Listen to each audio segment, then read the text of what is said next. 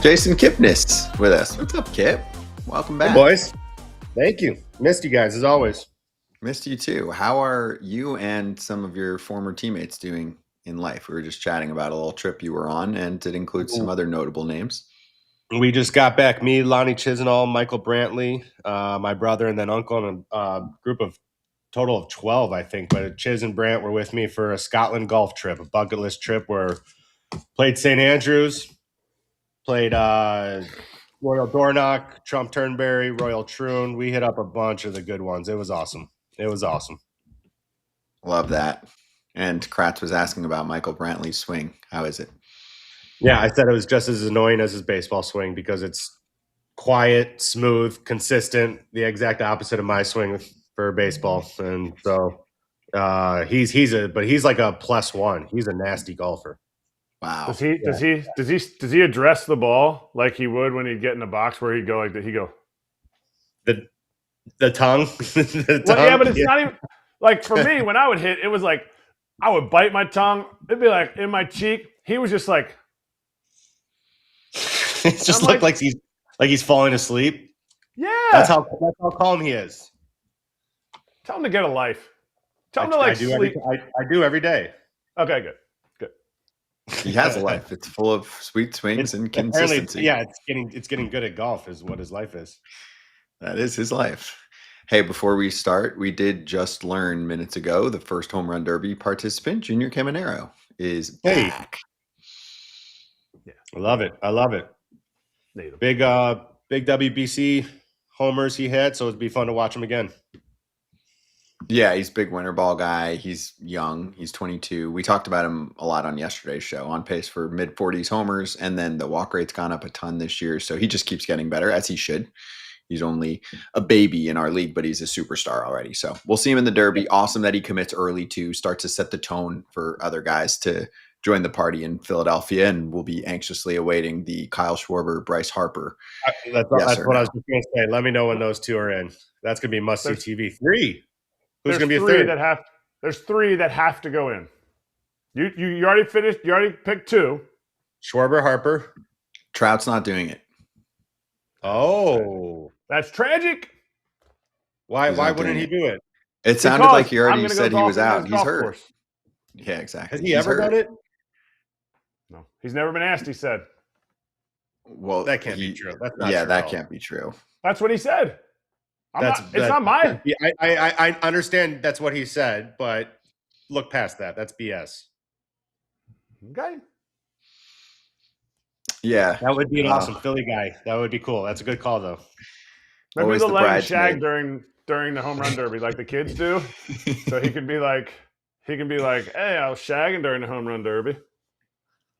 Can picture like what one of his MVP or MVP-ish seasons, like 20, I don't know, like 15 or something, and Trout's just like looking at his phone like, I hope Kamish calls. No way. Yeah. I'm with you, Kip. No way. Yeah. Like, I'm 29 at the break. Maybe he'll call me. No. Yeah, no way. Slow starter. That's what it is. Slow starter. No, he's not even a slow starter. Nothing is going to convince me that the league does not want him in derbies in the past, and he has hinted that the answer is going to be no. Okay. Until he comes on here and tells us otherwise, I'm taking a man for his word. That's fine, but he's not going to be there this year. Not for sure, but most likely because of the hammy that he's dealing with. I don't even know if he'll be back for the game. We'll see. Stay tuned on that front. And let's start with a segment we haven't hit in a minute. Show. Steer right.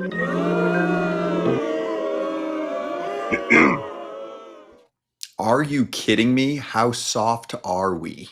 The Red Sox broadcast booth after Willson Contreras was ejected for tapping his helmet on his way back to the dugout. A lot to dissect here, Kip, because Contreras said post-game that he was actually just talking to a fan in the stands about it. But my question is, even if he was talking to the ump about it, really, we have ABS now. So if you do that and say you disagreed with a call that you can't review, who cares? To me, that is a level of softness in our sport that goes too far. He didn't curse out the ump. He didn't throw something. You can't do the tap, but the ump, Nic Lentz, said post-game that it's like auto ejection if you do that still. Kratz, you want to take this first? Or I mean, mine's very simple. Sorry, the rule says if you do it, and it was on a check swing. It was on a check swing. It wasn't on a strike three. It was a first base umpire, and he was obviously in AAA. They have the check swing challenge, John. But if you watch the video, I feel like he did it. And I know Nic Lentz had thrown Taylor Walls out last year for doing it. He did it. He did it. Whether he was talking to a fan over here and the umpire was over there, he did it. He's like, yeah, I'd have checked that one. Well, now you're going to go check it on the screen in the locker room. Soft. I'm a little annoyed by both sides. Okay. Let's take into account the context here. Who it was, what they were doing. He wasn't talking. If he was talking to someone outside over the dugout, let's be clear. He knew what he was doing. So let's not act like he's completely innocent. And if it is an automatic ejection, it's automatic ejection. But if you're walking away, I have always had a problem with that. If it's something where you stand around home plate and everyone is now looking at you and the umpire discussing it, that's where it could be looked at as showing him up. If he's walking to the dugout, people have already turned their attention to the next batter coming up or something like that. Umpires got to have thicker skin than that. So that is a very soft thing. But neither side's really innocent in this one, in my opinion. Kip, what would you hear if you were in the dugout right there? Tuck your ears in, rabbit. Like, absolutely. The only way Nic Lentz sees it. Yeah. There have been plenty of people that, like, come on, bro. Like, relax. The only way Nic Lentz sees it is if he gives him one of these, bang, and then he goes. He's looking for it. He's staring him down. He's watching him. He's looking for it. But he's looking for it because he knows it's Willson Contreras, who has a knack for doing dumb stuff like that sometimes, where he gets himself in trouble. Emotional. Yeah, but we call him emotional. Okay. So you're looking towards someone like that. I know, but I have multiple problems here. First of all, I don't care if it's, quote, something auto or not. It doesn't really impact. I mean, it does impact the game. It impacts the fan experience. The only consistent Boston hitter all year, and he's booted from the game. It impacts the game. And he didn't do anything that was so egregious. So if that is a thing with the league office, let's get rid of that now. Okay. I mean, it's one thing if guys were going to do this left and right on a ball or a strike, right? When we were getting ready for the ABS era, that's one thing. This on a check swing. It's too soft. I completely agree. I would have said the same thing on the broadcast, just like they did the other day. Like, Kip, don't you think come on, let's not act like this is the Bible. We can switch the quote rule if this is actually a rule in a book. But once you switch the rule, fine. But the rule stands in place. Trust me, Kratz knows me well. I am not one to defend umpires that often at all. I'm more likely than not being the one who's at arms with them. But I get it. I would be the one who would push the envelope too and try to push as far as I can until I get till right before he would toss me and never get tossed. And I knew what would get me tossed. And Willson knows better too. He knew he crossed the line a little bit there. But again, it's that proverbial line, or if it's in writing, if it's not, it's just weak on the umpire's side too. They really do make. There are some of them who have just bigger egos than players, and it's not fun to watch them try to take over games with their feelings. And that's what makes players say, "Yeah, I really like that umpire," or "He's just really tough to deal with." Like moments like this, and I'm not sure if Nic Lentz is like that. I remember him when he was in the minor leagues, and I don't remember him like having a quick fuse or letter of the law type of thing. But he's done it before. Whether he should or shouldn't do it, it's just the same as, hey, we're going to check the replay. If the manager comes out to discuss or argue what the replay result was, it's immediate ejection. It's not even like, I'll let you talk for a little bit. It's just like, nope, sorry. Like, we don't talk about that. And I think it's okay that there's lines, because he's walking back to the dugout and he goes like this. That entire section over top of the dugout is now all over that umpire. They're getting a laugh from what Contreras did. So I see what they're saying. I also see that Nic Lentz could have easily just been like, hey, I'm going to watch you guys throw the ball around. Yeah, he wasn't hurting anyone. And hey, if you really want to have a feel for everything going on and knowing that Willson Contreras always gets involved with things, you could also have a feel that his country went through a crazy tragedy, and he's been talking about it a lot with Venezuela. And, guys have been, in tears the last few days with the natural disaster and all of that there. So to me, it's too much. Like for me, if you're a league that actually has a feel, you look at this and you're like, all right, now we're going to tell the umps, like, we don't have to be looking for the player to see if he taps his head. We are still playing like a sport with some toughness. Can we not be this soft? It's one thing if the guy spits in your face or curses.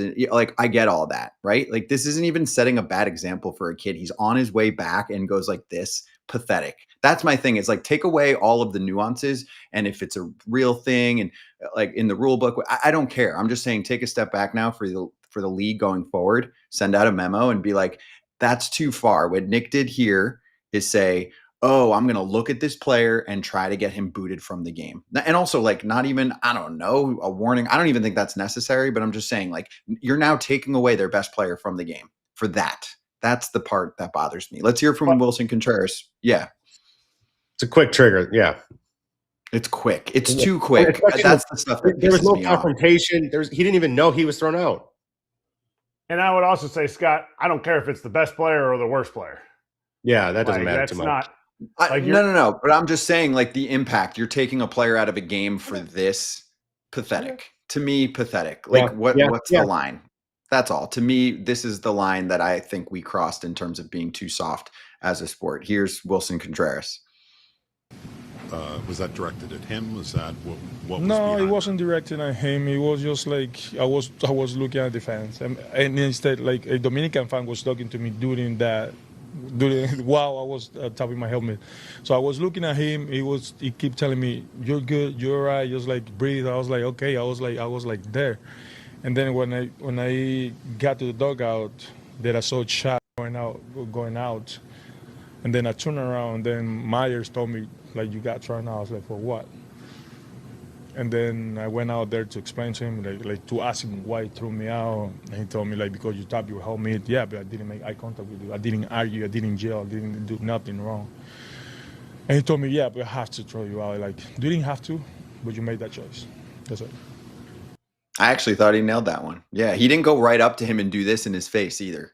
No, he didn't. He wasn't confrontational by it, but I don't know if he was talking just to the fan over there. He knows he knows he was in sight. It's I don't know. Seems to be him a lot. That's all, I guess. So I guess he loses the benefit of the doubt in my mind. That being said, he's not wrong. I thought the umpire was looking for it and had it out for him and was wrong too. Like I said, both sides kind of annoy me in this one. Right, but I'm saying if you feel like both sides annoyed you, then I'm always going to side with the player because I don't care about the ump. I don't pay money for the ump. I pay money to watch Willson Contreras. You know. So, Kratz, have you ever had the umps change their entire personality behind home plate compared to when they were in the field? Not as much. I've had them change when it was I had the same umpire on a Wednesday or Thursday getaway day in Oakland. The very next Sunday, we had the ESPN game in Chicago. Same umpire, two different dudes. They're human too. Yeah. I understand that, but there's these guys when like they'll be sweethearts in the field when they come around third base, second base, and you talk to them and they're just in great moods and all that stuff. When they get behind home plate, though, they got their guard up, they got a short trigger. Now I know this guy was at first base for this one, but like they have bad days too. They are human too, but there's something that switches on them when they're behind home plate, so they have quicker triggers always. I didn't have a lot of interaction. I didn't have a lot of field interaction. Like you're out there yucking it up, like you were behind home plate, pretending to box with Anderson. You know, you're doing all the good stuff, practicing your swing between pitches. I'm back there grinding, sweating, wondering if they're going to take me out of the game. All that stuff. They are. Yeah, we have levers in place to fix most of their mistakes now, but we can't fix the ejection. What we can do is just make sure going forward that we have a soft meter, and that one was too soft, just like the broadcast said. That's all. That's my main no argument there. Here. Okay, good. Settled. I don't like rules. Let's get to Ken Rosenthal next.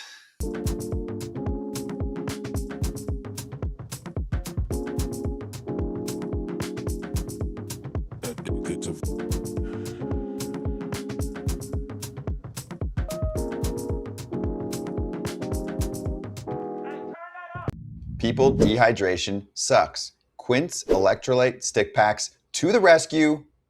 I order them. I use them all of the time. Listen, this? as somebody who may or may not have had some adult beverages in their life, the next day, you know what flavor I like? Watermelon. And I don't like watermelon, I'll go raspberry, and it helps me to get my citrus salt in. But if I do, it helps me to get back to normal, feeling good, and ready to go the next day.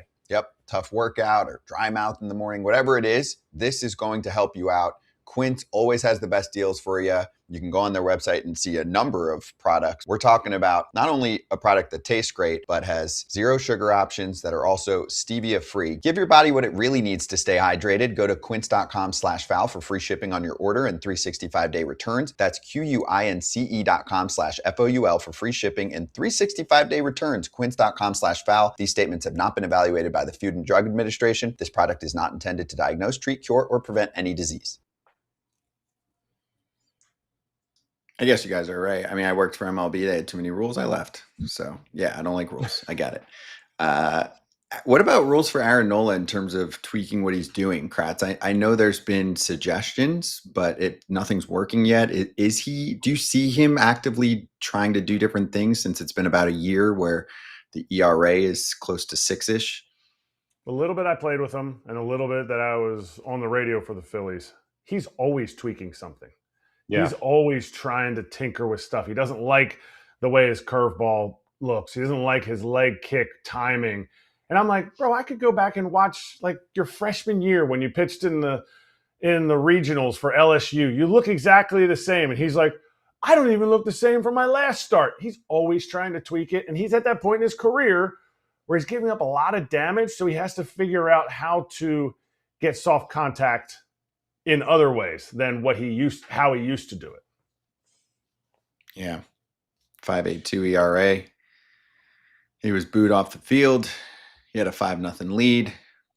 Phillies lost that game. Pirates got him back in the, what Kratz calls, Kip, the poop series. People ask the P and the P00, just in case you didn't know and you don't watch the regional broadcast. I would, by the way, if someone is struggling, though, I always want them to be changing things, to be trying to solve that riddle and figure out that algorithm or whatever to get back to where it was.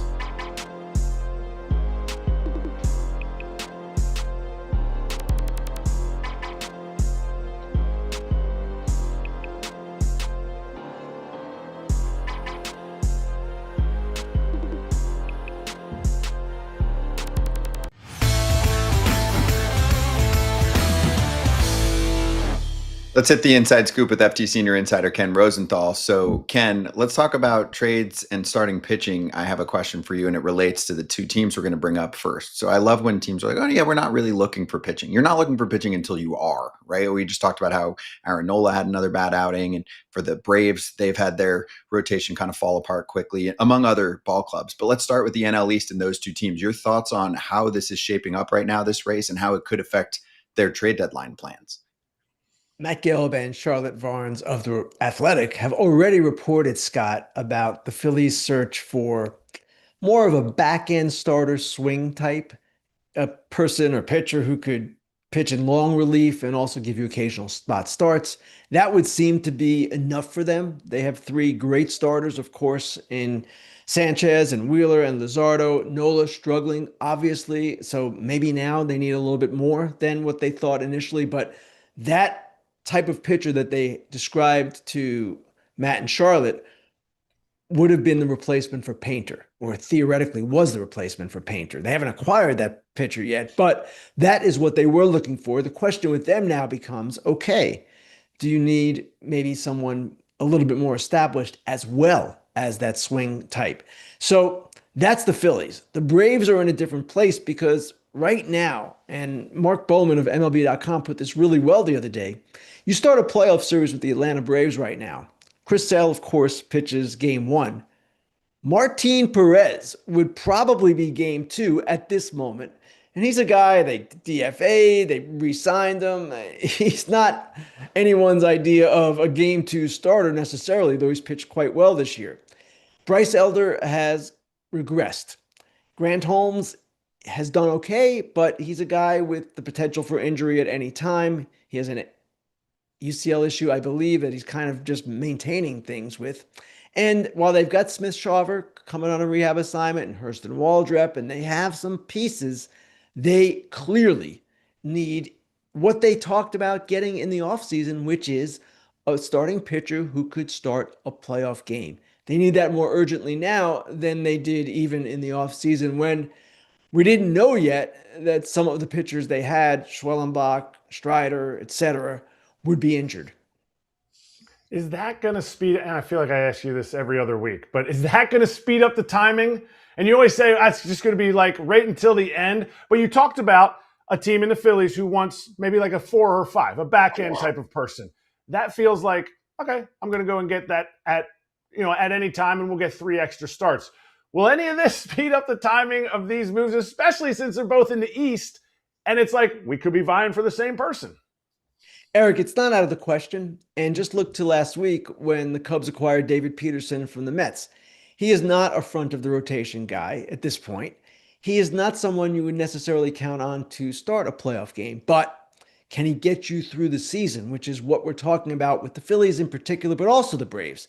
Yeah, he's that kind of pitcher. So I would not be shocked to see either one of these teams, particularly the Braves, make that kind of move. But you're not going to see Freddie Peralta traded in the next 2 weeks. You're not going to see Tarek Skubal traded in the next 2 weeks. Those deals, the bigger ones, would come closer to the deadline.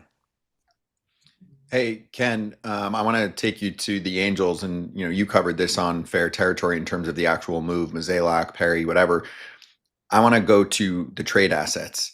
Do you think that this ups the percentage chance that a team like the Angels gets more aggressive with their deals? And this is a team that we already know is out of it. So maybe this is a team that does some flyers a little bit early. It seems like the Giants are doing that too on the National League side. So curious what you think this could look like with someone who I think will be a little tougher with those ahead of him, right? President and owner being like, hey, this is what we need to do. This is why you brought me in. Did you get that feel at all from what Mozeliak said with Moreno? He's too much of a fan, he kind of said. Scott, you're asking me to read Artie Moreno's mind, and that is something that I'm clearly not capable of doing. I don't know that anyone is, maybe even his own wife. So seriously, I don't know what they're going to do. And it's interesting to me that they brought in John Mozeliak, who clearly is experienced as a head of baseball operations. The 3 previous people that Moreno hired for that job, Jerry Dipoto, Billy Epler, and of course, Perry Minasian, those guys were first-time GMs. Now, Dipoto had like 2 months as an interim with Arizona, but this is something of a departure for them. And that is what is so intriguing about the hiring of Mozeliak. Will it actually change their method of operation? Now, what we know from the past is that Artie Moreno does not like to sell, does not like to rebuild, also does not like to spend enough to put a quality product on the field. So these teams, whoever the head of baseball operation is inevitably caught in the middle. They are inevitably caught in the middle. And that's where the Angels have been now for quite some time. And they haven't been very good at it because they really have not even been a mediocre team. They've been a bad team. So the question then becomes, well, okay, what is it going to be with this dynamic? And I don't know that any of us can predict with any confidence what Artie Moreno might be thinking. All right, and let's say he is. Let's say Artie Moreno says, "Okay, Mo, you're gonna do what you do. I want you to make this organization better. I trust you." It's obviously a theory. Do they have somebody outside of the big 3 that we're talking about, Joe Adell, Detmers, and Jose Soriano, that a GM who's aggressive to really push a plan that would help the organization move forward? Do the Angels have somebody like that? I'm not sure I understand. To trade outside of Zach Neto. Outside of Adele. Zach Neto, 3 more years of control after this one. He's a shortstop, and most teams are relatively set at short, so that's not a move you often see at the deadline. Position players are a little bit more difficult in some cases to trade at the deadline, except when a buyer has an obvious need. And I don't know that there are many teams out there where shortstop would be the position that they're trying to upgrade. Most teams, not all, I'm sure I'm missing someone, most teams are set at that position. So Neto would be the guy, but you mentioned the ones that are the most intriguing, and that would be Detmers and Soriano. And Those two guys, both left-handed starters with both starting pitchers, not left-handed necessarily. Soriano is not, with 2 years of additional control remaining. That is something that could move the needle. All right. Well, the Angels are out of it in a brutal American League. You wrote about how the Red Sox are somehow in it. How do we evaluate the American League and the teams that are actually in it? Because the American League's not very good. And if you're saying after a 4-game sweep, the Red Sox are in it, I feel like everybody's got life. Erik, that was written a little bit tongue-in-cheek, and I tried to make it as clear as possible for the people out there who are quite serious and quite literal often about what they're reading. And I had words in there like, to think of them as a true contender is kind of laughable, but some people still didn't quite get it. What I was saying is that when a team like the Red Sox suddenly plays a little bit better, their roster is in a little bit better place, actually a much better place in some respects, and they're 4.5 games out in the wild card in a bad league, yeah, they can dream. Now, are the Red Sox, based on 1 week, and that's what this is, actually it's 5 days, 4 against the Yankees, 1 against the Nationals, are they ready to be declared an absolute contender? The answer to that, of course, is no. But would you say that the 6 teams ahead of them, including Seattle, the one holding the wild card spot, the third one currently, are that much better and are that loaded themselves? No, you would not say that either. Every one of those teams, look below these standings. Those are the actual AL East standings. But if you look at the wild card standings and who is in that, okay, here we go, right? Houston, Minnesota, Toronto, the A's, the Orioles.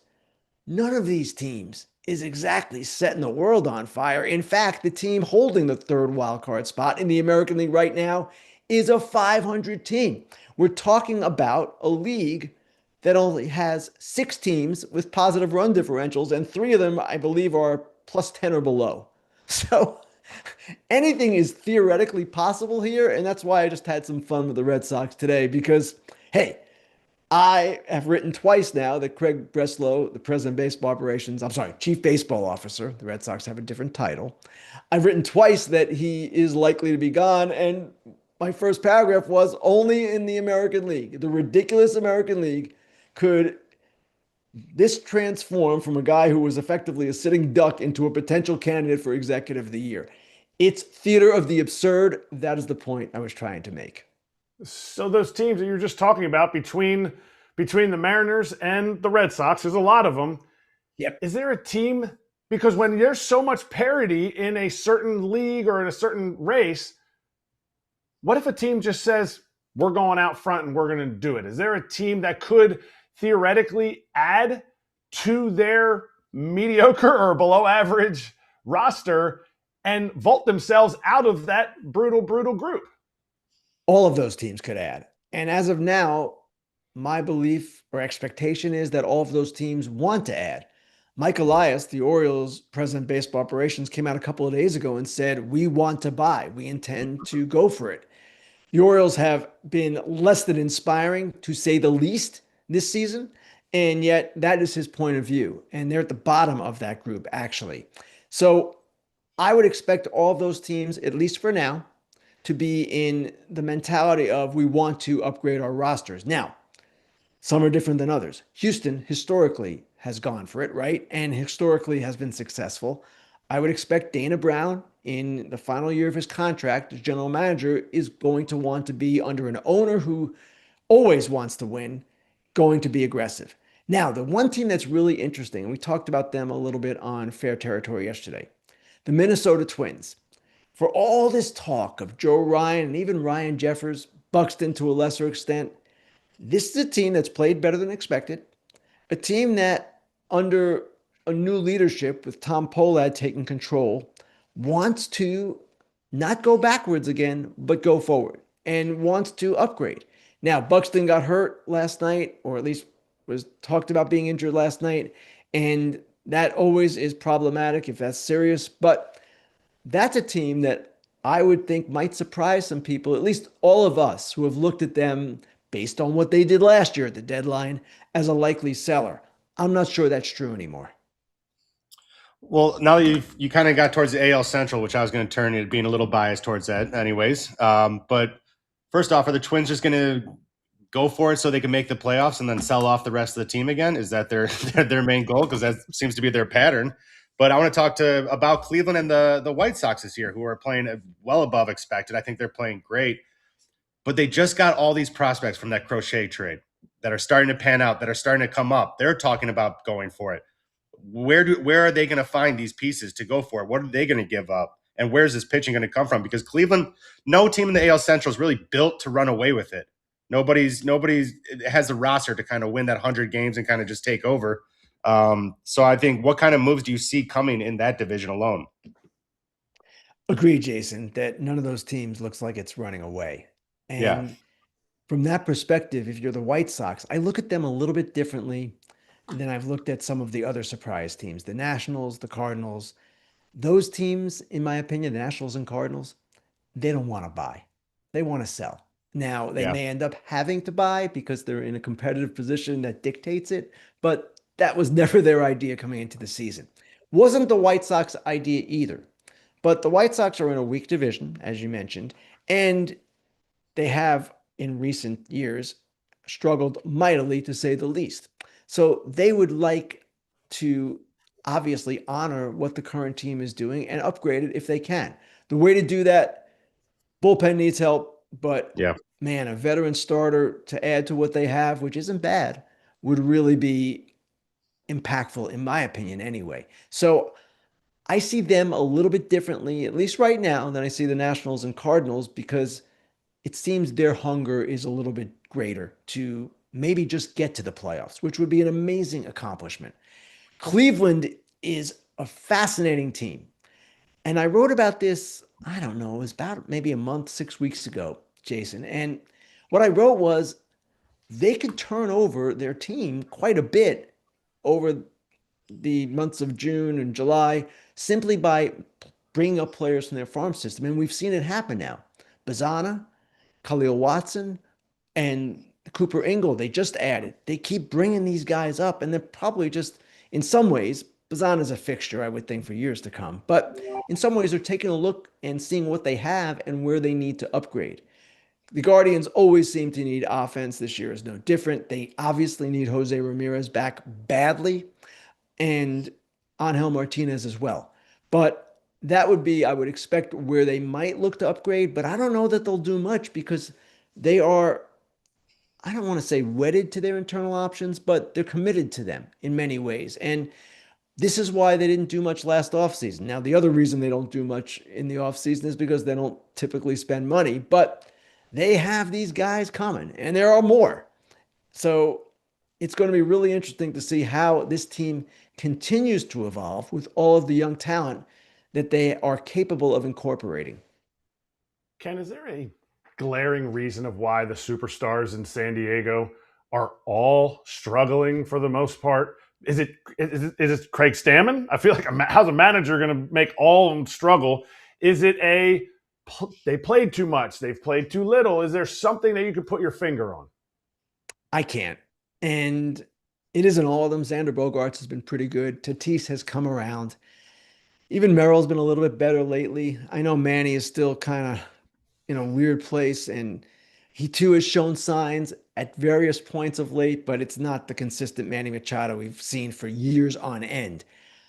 I can't put any one finger on it, and people might say, well, what's with the hitting coach? And this is the hitting coach, a new one, Steven Souza, and maybe he's in jeopardy because of all this. That's typically what teams do, right? But at the same time, these are players with long track records. Not Merrill so much, but he's got something of a track record. And it's just curious to me that they have not ignited. And I kind of keep waiting for it to turn. I don't believe Manny Machado is done by any stretch of the imagination. And Jackson Merrill certainly is not done. So we'll see what happens here. That's a really interesting team at the deadline for any number of reasons. One, because of the way they've played, which has been disappointing. And their biggest need, you would think, and really is starting pitching, because their position lineup is pretty good. They have some areas they can go get, yes, an upgrade. But the other X factor is AJ Preller and the way he generally operates at the deadline, which is in a frenzy. And then there's a third X factor, which is new ownership and what kind of latitude from a payroll standpoint does Preller have? Other teams have told me he is signaling that he will have financial latitude and flexibility, but we won't know that until we actually see it. Yeah, and I just think back to last year, of course. It's like, oh, we didn't think Mason Miller's going to be dealt. Oh, he's dealt, and he's a Padre. Oh, it's Ramon Liriano. It's Ryan O'Hearn. They were even surprised they were dealt, and that's what I love, Ken. Just being a baseball fan when they're like, we don't like parts of our offense. We're just going to start bringing in position players to replace our guys. I know you can't replace Machado and Merrill so quickly, but I'm excited to see what the Padres do. Thanks for the time. We'll catch you later this week. Thanks, guys. Thank you. Ken Rosenthal on Fair Territory on Thursday. If you have questions, we didn't do fan questions today. You can do them live during his show, 12:30 Eastern time. We'll try and do some fan questions for the next Ken appearance. Also a reminder, actually, I haven't mentioned this until just now. Foul Territory won't be live on Friday. We'll be observing the July 4th holiday, which goes down on a weekend this year. Be right back.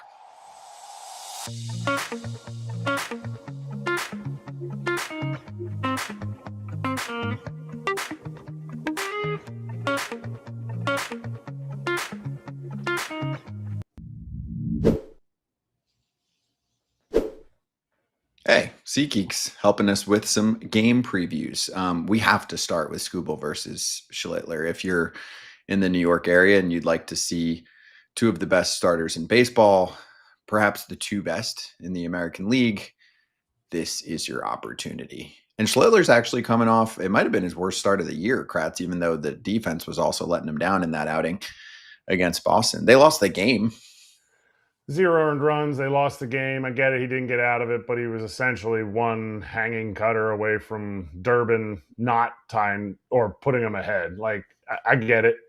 Unearned runs. His ERA went down, and maybe he didn't have his best stuff, but man, he is electric, and he can change a game. I'll be interested to see. Like, does he, like, you hear this? Oh, he gets up for big games when a really good pitcher, like, they're trying to show each other up. It'll be interesting to see if, like, Cam Schlittler has that or not. Well, Or and this needs is that. also right. This is also the back-to-back Cy Young Award winner going up against the front runner in the American League right now, Kratz. Yep. Right? I mean, Cam Schlittler's at a 1.62 ERA on the season. 1.62. It's his today. Ridiculous. Yeah, If it's they were his giving easy it out today, it's his. He's Mhm. had one tiny little blip, and I'm not even talking about the last one as a blip. Like, it's his today, so Yeah. it'll be interesting. Halfway through. And the Tigers, they're in ultimate win now mode, while the Yankees have dropped 7 of 9. They'll be fine, but they're starting to feel it a little bit with Judge out, with Grisham out, with Stanton out, with Fried out. Right? They're missing dudes. They're missing impactful players, and it hasn't really affected much up until the last couple of weeks. You could also just make a case that no matter what, every June the Yankees just like to give you a little adversity, get their fans a little pissed off. They do this every year. They have a June swoon. It happens. They make it so that fans are like, this offense is never going to work. They can't just hit home runs. So they do that where they're just like, no, we're not going to hit right now. And then we'll end up still having the best offense in the game, just like they did last year. Yeah. Other good matchups, if you're trying to grab a ticket on SeatGeek, Jacob deGrom against Tanner Bybee for the Rangers and the Guardians. Or can I interest you in Matthew Boyd back with the Cubs rotation that is missing like everyone? So he's the last man standing there. So we'll see how the Cubs do against the Padres team that needs to get the offense going. The code for you is Territory10. That's 10% off your next set of MLB tickets at SeatGeek. 10% off is the code Territory10 to make that happen. Make sure you click the link in the description to download the app, and automatically gets added to your account so you can use it later.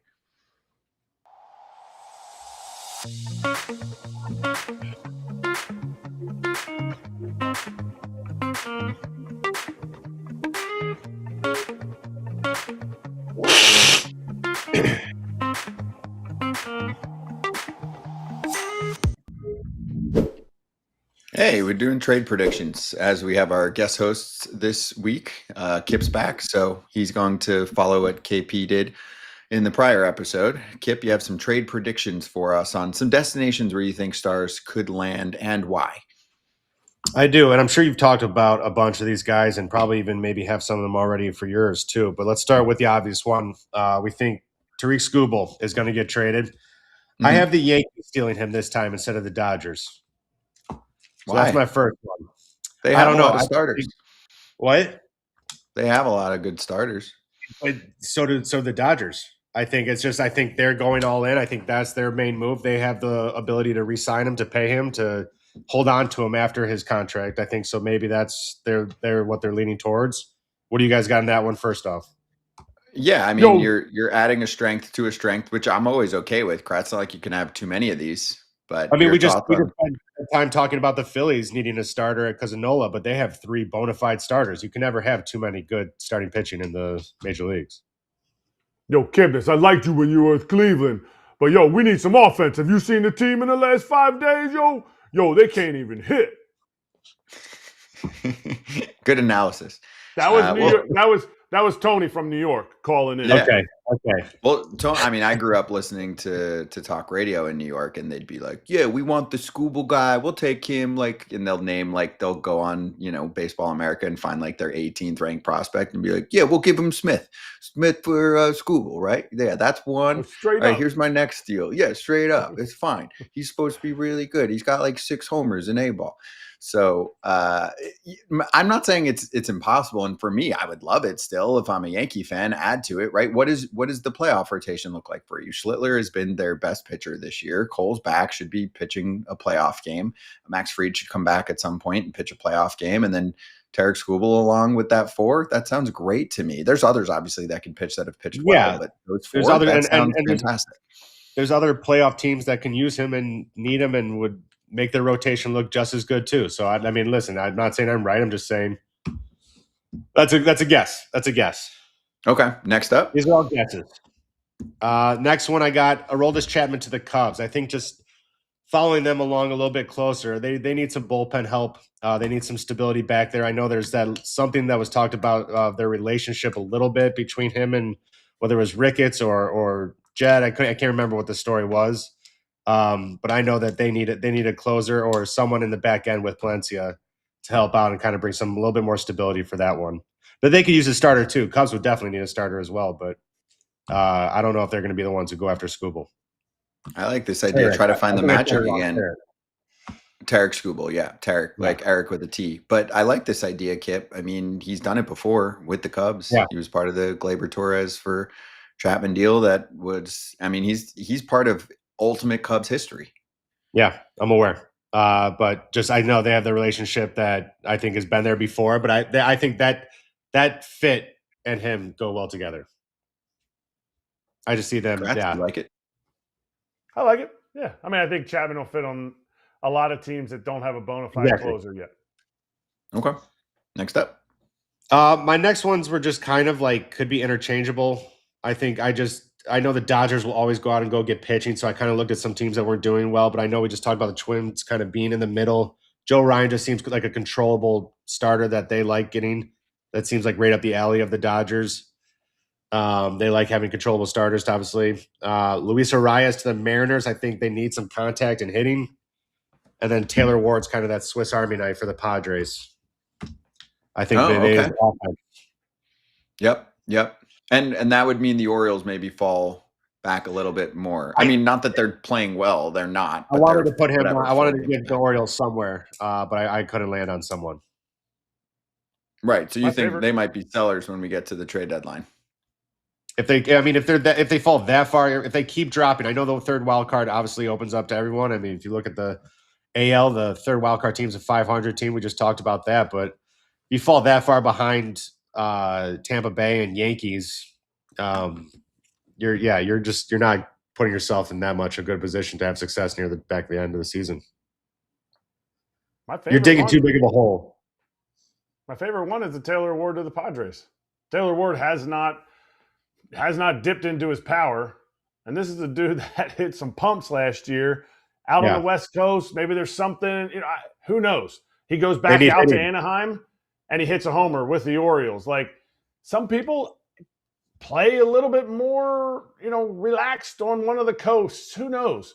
But that would give them some extra power. Not a lot of athleticism in the outfield, but look, the athleticism has gotten them 30th in offense for the entire year so far. So they got to try to add a bat somehow. I figured, like, I was thinking Arias to the Padres. I mean, he was just there, and they got rid of him a little bit, though. So, but, like, he hits a single in front of guys who aren't hitting it. So I thought Taylor Ward can get some pumps in and get that a little bit more crooked numbers for the Padres offense. So I kind of flipped those two. Yeah, they need thump. You're right, Yeah. though. They need thump. They need to find thump, even if it does sacrifice something else. They need more power to be able to go the distance, get yourself a regular season spot and then eventually a playoff spot. Arise is a whole different player this year, Kip. Have you ever seen something like this? Right. He's the contact guy, but his offense numbers are back up, right? He's had a little bit more slug. He's on base more than he was last year, right? Like his offense was declining a little bit, and then now he's having one of his better years in terms of getting on base and even driving the ball here and there, not homers, but doubles. But the revelation is, he was one of the worst defenders, and now all of a sudden he's a great defender. Put in the work, and you tip the cap to people who do that. I think I was talking about it with we mentioned Michael Brantley earlier. Like, there's not many guys who just give you that professional at bat anymore in this league. It's just not the way the league's played. I think you can name a couple: Freddie Freeman, Soto at a lot of times. But Arias just gives you that, like, he chokes up with 2 strikes. He gets jammed. I just love the way that he makes it tough on the pitcher to get him out. And I mean, look at his average. It shows why. It shows that there's success there. But that's a professional at bat every time he comes up. Not much power, but professional at bat. Yeah, no, and that's good. He's a lock. I mean, he's definitely getting dealt on a bad Giants team when his stock is high. So what is it? 1-year deal, Kratz, we talked about. So it's a no-brainer here. There's another one I thought about would be like because I was just looking at the Giants a lot, just because I know they're kind of starting the trend of getting rid of guys a little bit earlier than everybody else. Is like a Chapman to the Brewers, something like that. Who's paying for that contract, though? The San Fran will eat a little bit of it. I guess they'd have to. Yeah. For an extra prospect. There you go. There's always ways to work around it. Yeah. You have to pay more in prospects, which the Brewers have probably the best farm system in baseball right now. So certainly capable. Yeah. Okay. I like it. Good stuff. If you're watching after the fact, let us know your thoughts on some of Kip's moves and trade deadline predictions. MLB Rivals 26. It's game time anytime. Experience the fully integrated 2026 MLB schedule. Take on the World Series with the live cards that we showed you while we were chatting, featuring baseball legends also from the National Baseball Hall of Fame, available as brand new cards, and competition intensifies with the ABS challenge system added to the game. Download it today by scanning the QR code you see on the screen. We'll be right back after this word from Bryce Harper. Take a look at today's lineup. It does not get any better than that. Harper, the save of his life. That's why they call him the face of the franchise, folks. From the first tap to the last out, MLB 9 Innings Rivals always brings baseball to life.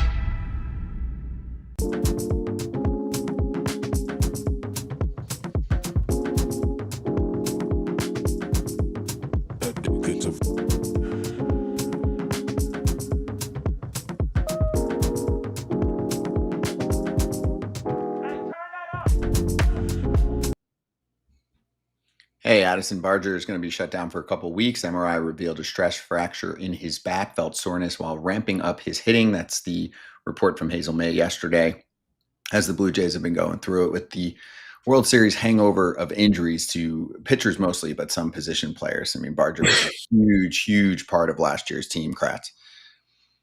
Massive. And I get a back fracture every time I watch him swing. There's some dudes that like swing really hard. He's one of them. So can he, if this is something, I mean, a stress fracture in your back, like it feels like it sounds terrible. And, do you question, we've talked about it a little bit. Do you question that? Do you question the fact that, maybe he's going to have to, calm his swing down a little bit? Who knows? But if you look at his picture, and he's from Washington, he looks like Travis Snyder. I want you to do a side-by-side, totally off topic. Sorry, Barger. But he looks like Travis Snyder. Just check it out. And I'm like, what is this? What's happening in Washington? Hey, Kip, for me, we've talked about this a couple times recently. So Barger's another big bat speed guy, had a big breakout last year as those numbers continue to go up. So we went over how Isaiah Kiner-Falefer said he got hurt from trying to up his bat speed. Like Pilar said it on our show yesterday. You might see some similarities here. Well, all of a sudden you're going to get these kind of injuries popping up the same way that pitchers chase velocity. It just sounds stupid to me. I'm sorry. It just sounds stupid. Which part? You're always working out and training to get better bat speed, or to get stronger, or to get more flexible as you get older instead of stronger. Once you get like to a certain age, it's more about elasticity instead of strength and stuff like that. But yeah, you're always lifting weights and doing abs and twists and trunk twists to get better speed. At the end of the day, I don't care what the number says. If I feel good enough, I'm having success, why do I care what an analytical number says? If you've already are doing something well, where's the gain in trying to chase that? I get it for pitchers' velocity. Their gain is in you're going to have more success. You're going to be more margin for error and stuff like that. But like the bat speed's only going to go up 2 miles an hour. 10 feet of distance. 10. That's what they're chasing. 10 extra feet. Yeah, but if you get it enough, that 10 feet's not going to matter. I know, but Addison Barger didn't really have success. And then last year he broke out, right? Like for his purposes, I mean, he broke out. He doesn't sometimes he has strikeout issues. And they were like, if you're going to make contact, make contact. The dude wasn't hitting wall scrapers. Right. Mm-hmm.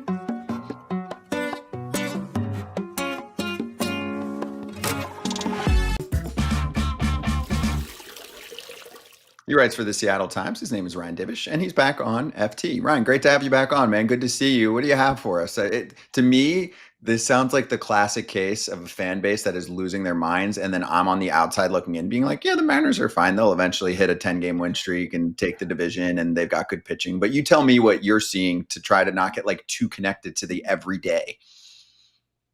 Yeah, you're right. It's like with every win, all this team's got all the potential to get to the World Series, and then with every loss, it's like blow it up, DFA everyone. My Twitter mentions turn into Lord of the Flies. They start blaming me for not asking tough enough questions. I don't know. It's all kind of one deal, but I think that's like any fan base.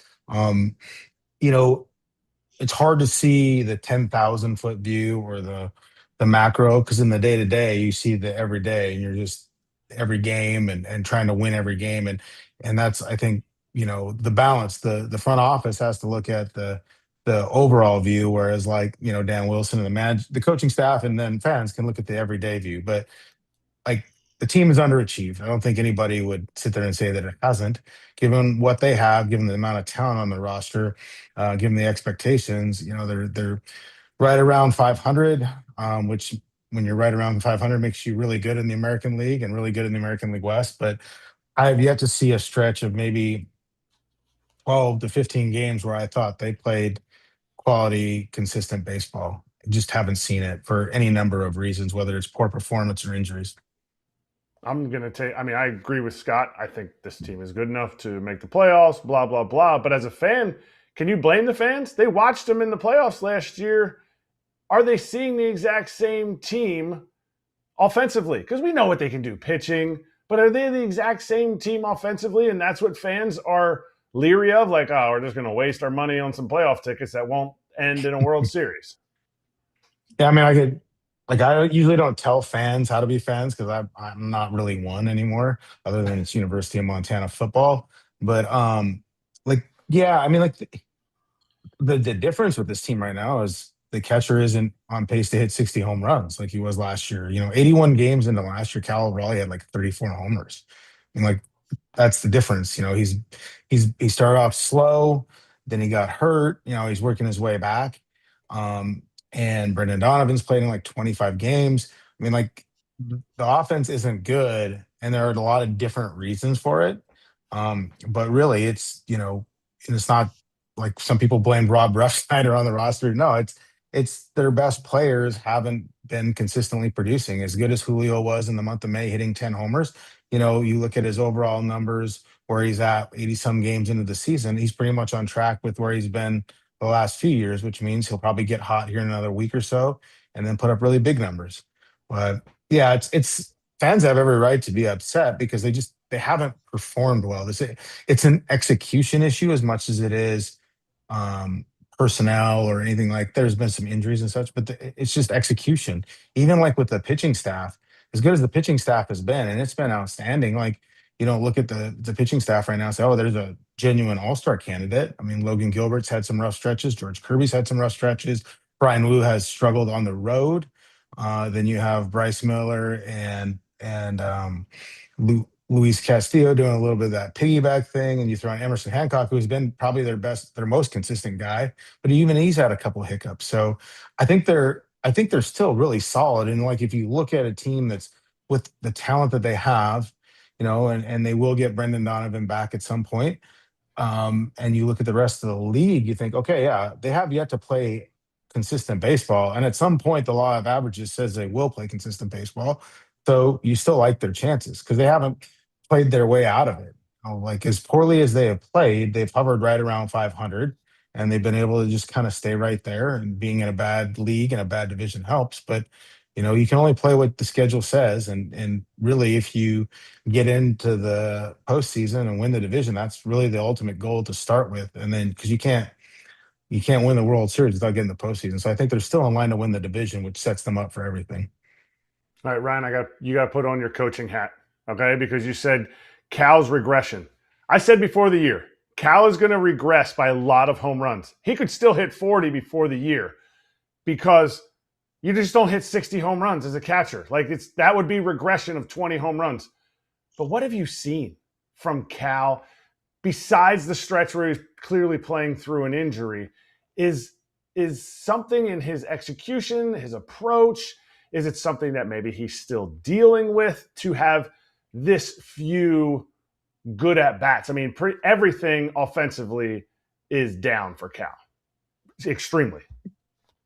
Yeah, I look at it kind of as waves. I think he came back from the WBC and he wasn't comfortable. He didn't play. I think he had 9 total at bats in the WBC, and you guys have talked about this. I've talked about it, but like they, part of the WBC isn't just the games; it's the daily work. Cal's the guy that would get to during spring training, gets to the clubhouse at like 5 in the morning, 4:35 in the morning, does all his work, lifts, gets all his extra stuff in, then does game or does minor league games, gets his at bat. So he's putting in a 12-hour day at the field. When you're at the WBC, you don't have a field. You share the stadium with the other team, so you're getting like 2 hours of work in, maybe. And I think that was what he didn't like. And I think part of it was he got back, and he got back from the WBC, and he was like me in college or Kipnis at Arizona State right before finals is coming up. You're trying to learn an entire semester in 3 days. He was trying to, he's trying to learn. He was trying to get back all that he missed in 3 or 4 days. And I do think that maybe predisposed him to the oblique issues, but he just couldn't find that timing. And I think there is some pressure. He has a high level of responsibility of the team's success, and he wasn't producing. And I think that frustrated him, and we saw him get out of his approach. Then you have the oblique issues. Now he's back. Obliques don't just go away within a month. I mean, it's something he's going to have to deal with all year. I do think like he was chasing out of the zone, kind of going after some pitches. They were attacking him up and in, I thought, against when he's batting left-handed, and he was still trying to catch that pitch out front. It just wasn't there. The timing wasn't there. We've seen him take some walks of late and starting to drive the ball the other way. I think that's the big thing. Getting away from that approach. His mentality is always to hit the ball as hard as he can over the batter's eye. And what that does is it gets him on time to pull the ball when he's supposed to, whether that's on a hanging breaking ball or he's on time enough to catch that fastball in the inner half that maybe isn't in quite enough to really pull it. But hitters are human and they get out of their approach. They start chasing the result instead of chasing the good at bat, and he's admitted as much. So, last night he got a single to right. He's had some more walks. I think that's the one big thing is don't chase pitchers around the strike zone. You're just going to have to be stubborn to an approach. And if that doesn't yield the immediate results you want, so be it. But that's the only way he's going to get back to the power levels that he wants, is being able to have the mentality of driving the ball to center. And then that'll open him up to really driving the ball to the pull side on both sides of the plate. First off, how dare you accurately describe my academic tendencies and how I got by at Arizona State. Secondly, then, with Cal struggling just right now, is a bat what the Seattle needs most? Do they go, because you got a lot of pitching? Well, you said they've been underachieving, but what piece do they go out and get that helps them the most here then? Yeah, I would never talk bad about Arizona State and the fine academic institution that it is.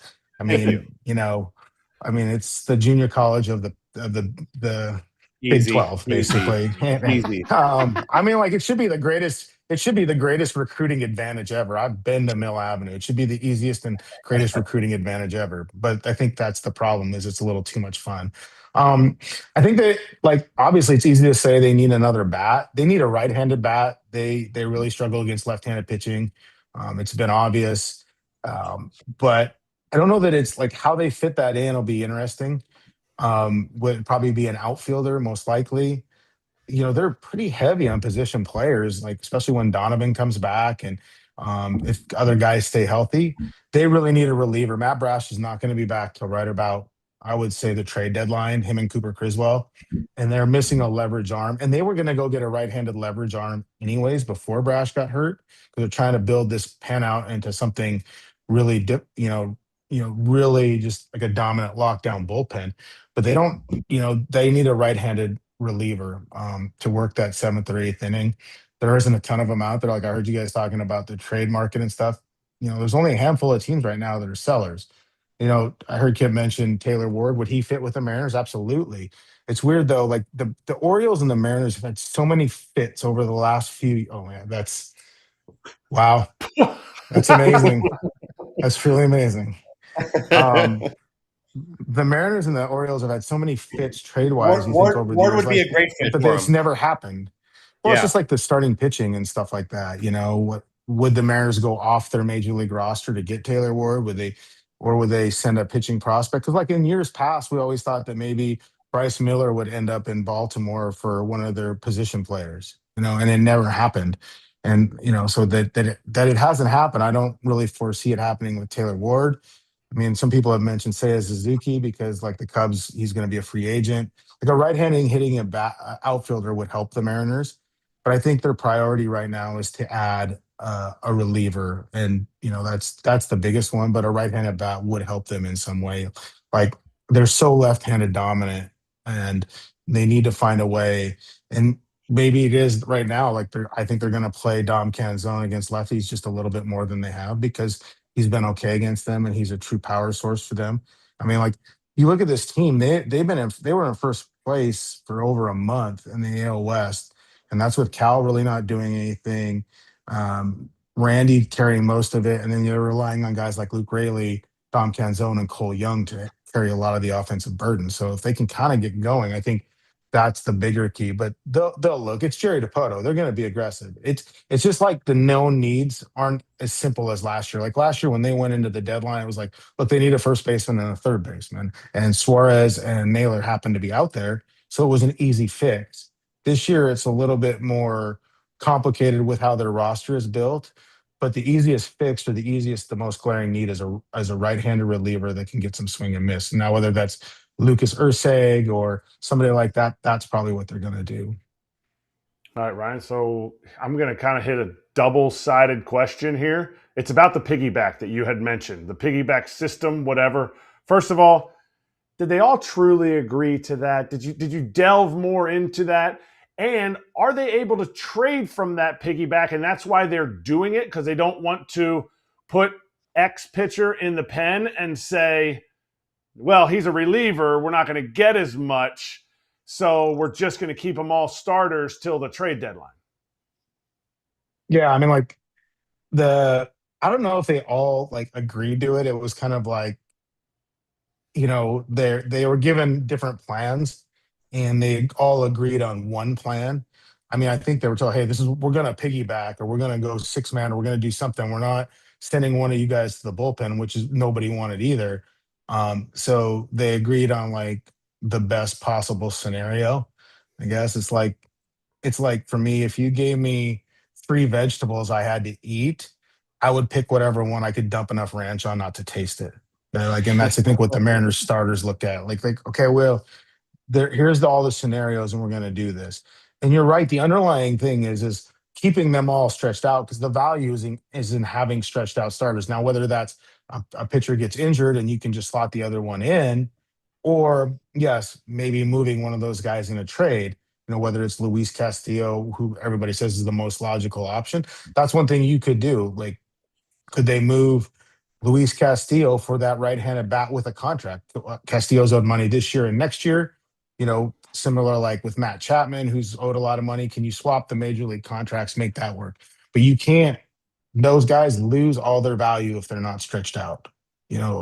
Especially to a team that's trying to contend or wants them right now. You're trading for a major league star. You want them to be able to start. So that is the underlying factor in all of this, is keeping everybody stretched out. And you would say, well, what happens if you trade a starter and then somebody gets hurt? Well, the Mariners have Kate Anderson down at Double-A, who is carving up Double-A, so they can go in that route. And they also have Ryan Sloan, who's probably the best right-handed pitching prospect in baseball, down in Double-A, who is moving up, and it seems to be on an accelerated pace as well. So yeah, that's, I think, the underlying reason for the piggyback. It's a strategy that you're doing for a long-term benefit of keeping guys stretched out or making a move. And that's what you have to remember when in the short term, it probably irritates everyone involved. Have you had a chance to talk to him or hear any of the fallout kind of from this Naylor and Hedges incident from the last series? Not really. Josh, I saw Josh talking with Manny Acta a little bit, probably about the situation. And like, we joke with Josh when he walked by, well, Josh, we like you, because like literally nobody likes you. Well, we like him, he's an entertaining guy. I just think that's who Josh is as a player. He is going to try and get under his opponent's skin. We saw that this year in Detroit. Sticking the elbow up to get hit by the curveball. That's not uncommon in baseball. You're in a college game. That's what you do. But I think they were irritated too when he did the deke in front of Rocchio on the ground ball, and Rocchio threw it into the stands. He was staring at Josh like, what are you doing? Josh will take every single advantage to beat you. And he gives zero apologies for it. Like, I watched a game where he played against his brother. He didn't speak to him the entire time. Yeah. Like, Bo got to first base. Josh never spoke to him. It was crazy, but that's what he's trying to do. He's trying to beat you.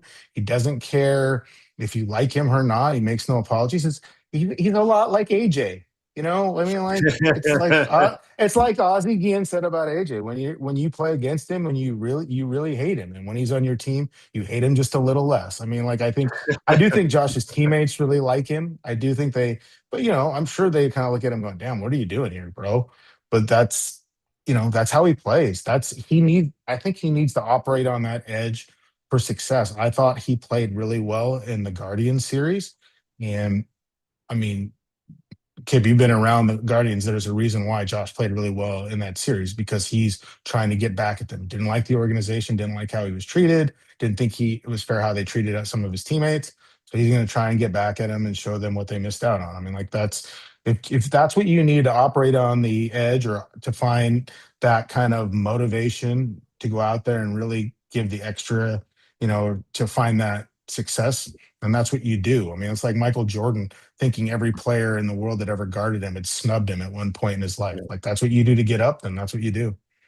I took that personally. Exactly.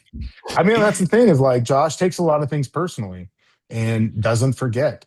And, I don't think he's the only pro athlete that does that. It's just he does it in a way that's a lot more open. It's just like the signaling of pitches and the tipping of pitches. He does not care. And we don't even know if those are real or not. He doesn't care. Like, if he thinks it's going to get an advantage, if he thinks that one pitch that he tips or the location that he tips allows somebody to hit a home run and they win the game, then that's ultimately what he cares about.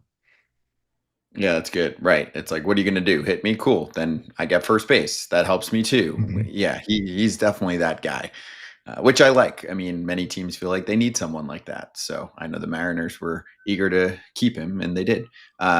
Great to have you on. Great to catch up with you, Ryan. Appreciate the time, man. And check out Ryan's articles in the Seattle Times. We'll talk to you soon, bud.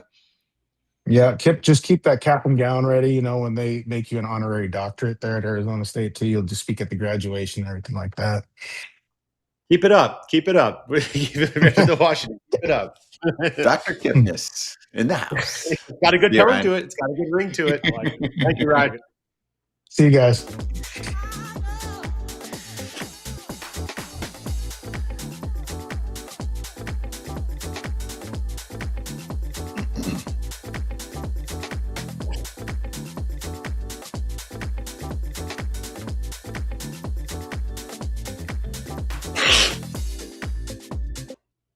Hey, you might think I'm going to talk about Look who he's Mason making Miller. fun Oh, of. beautiful. Look who he's making fun of. Look how happy I am. He's just going to make fun of me. This Graduating. guy He's not worked allowed. really hard. He's not allowed on the show anymore. He hit the books. He hit the books hard. No, online classes. He hit the screen hard. Yeah, He there you go. really, Yeah, see, really looked at that computer screen. All right. So, Dr. Kipnis, you watch the Cubs a lot. You're on some of the broadcasting there. So, Mason Miller blew a save, which is very rare. The Cubs have been these walk-off late inning monsters, and they're also a super streaky team. But here's actually what I want to get to as a theme. Seiya Suzuki in the past week has hit a home run off Miz, and no one else had done that in a minute. And then also he goes, walk off the wall against Mason Miller. Like, the dude knows how to hit against certain pitchers that no one else can hit against. He's a valuable asset. He's a good right-handed bat. When you talked about him, that's why Ryan was just talking about the Mariners possibly being interested in him. I don't think the Cubs would let him go regardless midway through when they're still competing right now too. But it's kind of been the whole lineup a little bit. There's just they're inconsistent. It tells by them already having a 10-game losing streak, 10-game winning streak, a second 10-game winning streak. Like, it's very – what they do well is they keep pushing it and they keep getting on base. So I think their problem has always been this year is hitting with runners in scoring position. I'm going to read Jesse's tweet right there.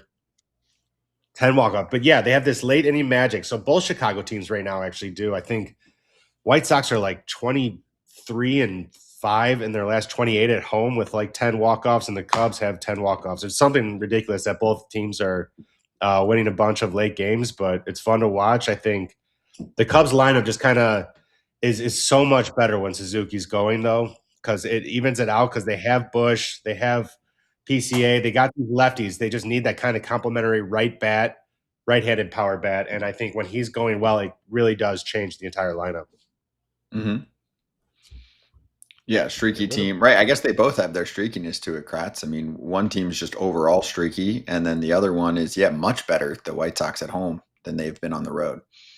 Yeah, more just home road splits than streaky for the White Sox. But that'd be a massive move if they move Seiya out of that lineup, which they have extra, they have thump in that lineup to get pitching because they need pitching bad. Valencia's their closer, and he has like 4 saves on the year. Right. They're not really. They play a lot. Like, they don't. I don't know. They don't play enough close games to need that closer.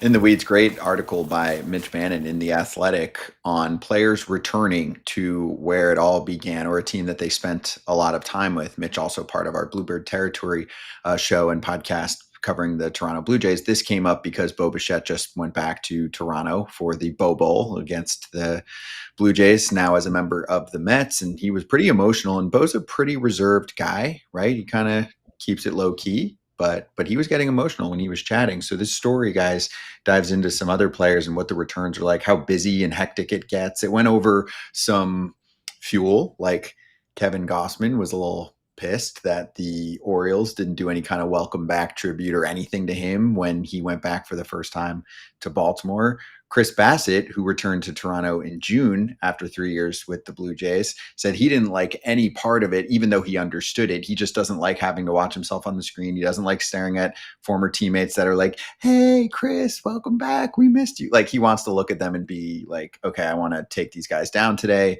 And then also Bryce Harper was quoted in this story talking about how fans really went after him right away. They were playing the tribute video. I didn't remember this, but they were booing during that. Like, some guys get the ultimate respect. And then Harper was saying how the mayor was calling him Benedict Arnold. So add all of that up, Kip. What have you seen?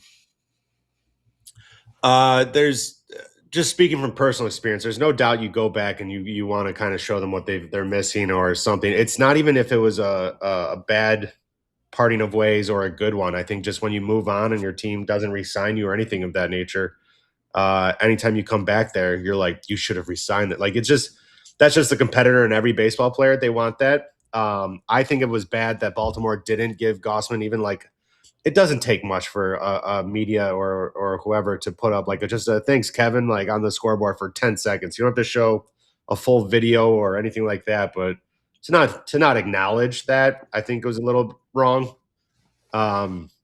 It does make it hard for the guys who have the longer tenures at places to go back. I think you kind of bury that. I wouldn't call it hatred, but you bury that kind of just frustration with not being back there, and you worry about your new team, and you start making your new friends and your new teammates, and you get happy, and it's just like it just hits you in the face again right when you see everybody again, and you're like, that's where everything kind of comes rushing back and all the memories, and so it's nice just to get it's all about the first game. After that, it doesn't matter too much, but that first game with the hat tip is always fun, and it's kind of way you can say thank you back to the fans for supporting you. But I looked at it a little bit like I wasn't mad at the teammates or anything like that because I had no reason to be, but it's like you kind of are more looking up at the ownership boxes and management boxes more than the teammates of what your frustration is. I always liked it when, you'd go back with a teammate and you'd see the highlight film or whatever, the celebrating them. And then when they get their first hit, they start booing them, and it's an out. They cheer them. Yeah. Like, you know what? I like that. That's a fan interaction thing, and you can handle it. Like, what? Why would they boo me? I gave them so many of my good years. No, like nobody gets a better reception than Lorenzo Cain. Lorenzo Cain would sit in the dugout with the Brewers, and he'd be like, "Ooh," he said, "Royals got my good years." He said, but he said, Milwaukee, they're celebrating me. Or he said, Milwaukee's showing me some love. That's what they do. They show me love. But man, the Royals got them good years. So it's a very few people leave because, you know what, it's not a good fit for me. I had a great run, and the team's like, you're right. We want the best for you wherever you go. Usually it's like, I kind of would like to stay there. My teammates are still there. I don't want to get traded, but we suck. So they traded me. Now I'm not going to go back in free agency. And that's the tough part about it. That's what is so cool about what Buxton's doing in Minnesota. Yeah. It really does. It really does depend how you part ways too. Mm-hmm. If you were traded when you were doing well and your team wasn't doing well or something like that, like you have nothing to apologize for. The fans really have nothing to boo you for. Like you'll see a lot more positive interactions, a lot more applause, and like really rarely any boos. But if you chose between going somewhere else or staying and you went somewhere else, then you're going to hear more boos. Right. If you did a live broadcast called The Decision and you chose to leave your spot, then yeah, that might hurt a little bit. But the thing is, I mean, we often don't know what goes on behind the scenes. I'm just going to use, this might not be the cleanest example, but Framber Valdez, who's now faced his former team a couple times in the past few weeks. Yeah. But the first time when the media was talking to him and all that, and they're asking him about Houston, he was like, no offer, no combo, no offer, right? Like nothing. So, and he was part of World Series winning teams and all that. And that's fine. That's their right. But to me, if I'm a fan of the Astros, whatever you think of him, you definitely can't fault him. You should be appreciative of the winning baseball he brought you. And he didn't get an invite. No invite. Yeah. Right, Kip? Like, I'm sure they would have taken him back. They should have been doing him then. Yeah. And they didn't. But I'm just saying, like, if you're a fan, you need to realize sometimes a player can't go somewhere unless the team wants him to come back. He needs to receive an offer to come back. And I'll even extend it too. They shouldn't be booing him for that first start back or that first series back. You celebrate him, cheer him, enjoy the moments that you guys all shared together as a franchise and as fans. The second series he comes back, fair game. He's no longer on your team anymore. Like you're totally right. That's just how I feel. Kind of like you're like then you're fans of the former team and you're not fans of his team, his new team anymore. You're allowed to boo him. No matter what the stadium, normally the people, the loudest are the minority. Like the minority of people don't know what happened with Bichette. And so they're sitting there. They're going to, they would boo this guy. Or maybe they didn't boo it in the stadium as much as on social media. Like, how could this guy leave? How could this guy, like, wait a minute. During the time that Bo was there, go look what he did. He was drafted by them. He wanted to stay with the Jays. They gave a lot of money to Vladimir Guerrero. The organization made the choice. He didn't go chasing dollars. He went to free agency like everybody else. And if the Blue Jays, and more so Blue Jays fans, have some ire that they want to shed to somebody, it should be to the front office. It should be to ownership. Whoever made the decision to say, we're not going after Bo. We're going to go after Vlad. Or if they made an offer, hey, you know what? This was the offer that was made. And, that's not on – what do you want Bo to do? Fans who say, oh, he went and chased the money. What do you want Bo to do? What is the choice? Just to stay because he should stay because you For like free. him as a player? Yeah, he should play for free, Kratz. I mean, that's to me, if you're going to boo about it or write about it or tweet about it and be like, this guy, he just chased his money. What's the other option? What should he have done? Come back for a single year? I mean, what is he getting? Like $40 million in New York? What? Of course. Like you gotta be in the same category, the same realm. You brought up another good point though, too. Do not confuse Twitter fans with stadium fans. Yep. Yeah. Because the loudest ones in the stadium mean the most to you. The loudest ones on Twitter mean the least to you. I think those are the ones who can hijack the conversation and just completely turn it into something the wrong way or paint the picture of a player a completely wrong light because maybe they had a personal vendetta or they had a bad interaction with him or he didn't sign their card one time and something like that. And now they dog him on Twitter. They steal the conversation. Everyone that reads maybe the team's forum or something like that thinks, well, this guy's a bad person. And he's like, no, go to the stadium where a guy plays his ass off all the time and fans love him. It's completely different. So that's a very good point, Kratzy. Yeah, often actually, if you're trying to get the pulse, even just from any kind of social media platforms, Twitter's probably the worst in that category because it's 98% negative. I like it. I love getting news on there and reading stuff, but I'm just saying, like, even for me, right, with our whole network of shows on FT, I check Twitter comments the least. I check YouTube comments the most. I think there's a much more reason there on average, right? You're going to have people on there that I feel like relate more to the fan experience of what you're talking about, Kip. You'll get positive, you'll get negative, you'll get in between. A lot of times Twitter is just like who can make the meanest comment and then get engagement off of that. So yeah, I don't think that's the best place to check. I'm with you there. If you're trying to see how a player is being received again. Good article though. Check it out. It's by Mitch Bannon. Coming up next, does anyone realize how good the Marlins have been in June? Anyone? Okay. Well, Fish on First has. They're part of the FT network. Isaac Azout joining us next.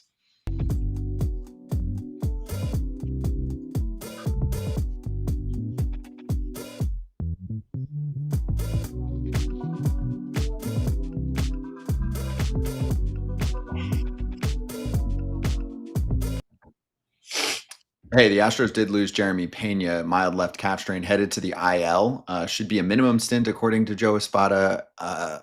Bullshit. Sorry, I'm not saying that based on anything I know about the injury. I'm just like, how many freaking times does someone have to downplay a calf injury and then the player misses more time? It happens all the time. It's the same skit over and over again. It's happened multiple times this year. Kip, I remember learning about it from Josh Donaldson like 10, 12 years ago, because you're like, oh, big, tough Josh Donaldson. He'll be back in 5 minutes. And then calf was driving him nuts. It's always the same skit. I'm not saying that Pena won't miss the minimum time, but the chances are he'll miss a little bit more than that, or he'll come back too soon and then the calf will bark again. Well, I mentioned him earlier that I went on the golf trip. Lonnie Chisenhall used to have a lot of calf problems. I had one before. Calves, obliques, probably could throw hamstrings in there too. It's something. Those don't just heal up and go away. That's like, not only do they need time to rest, they need time to re-strengthen, they need time for you to have confidence in again, and then they still might not be ready to play on because it's still they become more susceptible to being pulled or strained again just by where they're located or just by the tendons that are in them. So they're very specific, but calves are not fun at all. And I've done it before. And there is no mild stint on there for a calf strain. Those don't go together.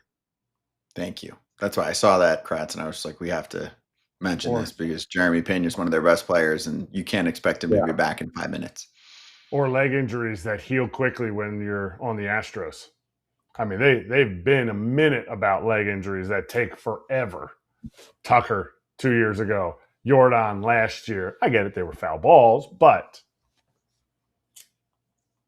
Yeah, things can appear NBD and then be much more serious. So for Houston, they've been through it quite a bit, but they're still hanging around. And Hunter Brown is there. Jordan is there. Christian Walker's having a much, much better season. He's been really good. One of the better first basemen. We happen to be chatting with him, I believe, on Thursday's show for FT. So look forward to that with Christian. But coming up next, we're going to talk Marlins. If you have any questions about this team, and it's okay if you don't know a ton about this team, there's actually only a few guys that I just looked up have above average OPS pluses. We'll see if Isaac Azout knows all about that and how they can maybe supplement the offense at the trade deadline. Yes, buyers for the Marlins. Be right back.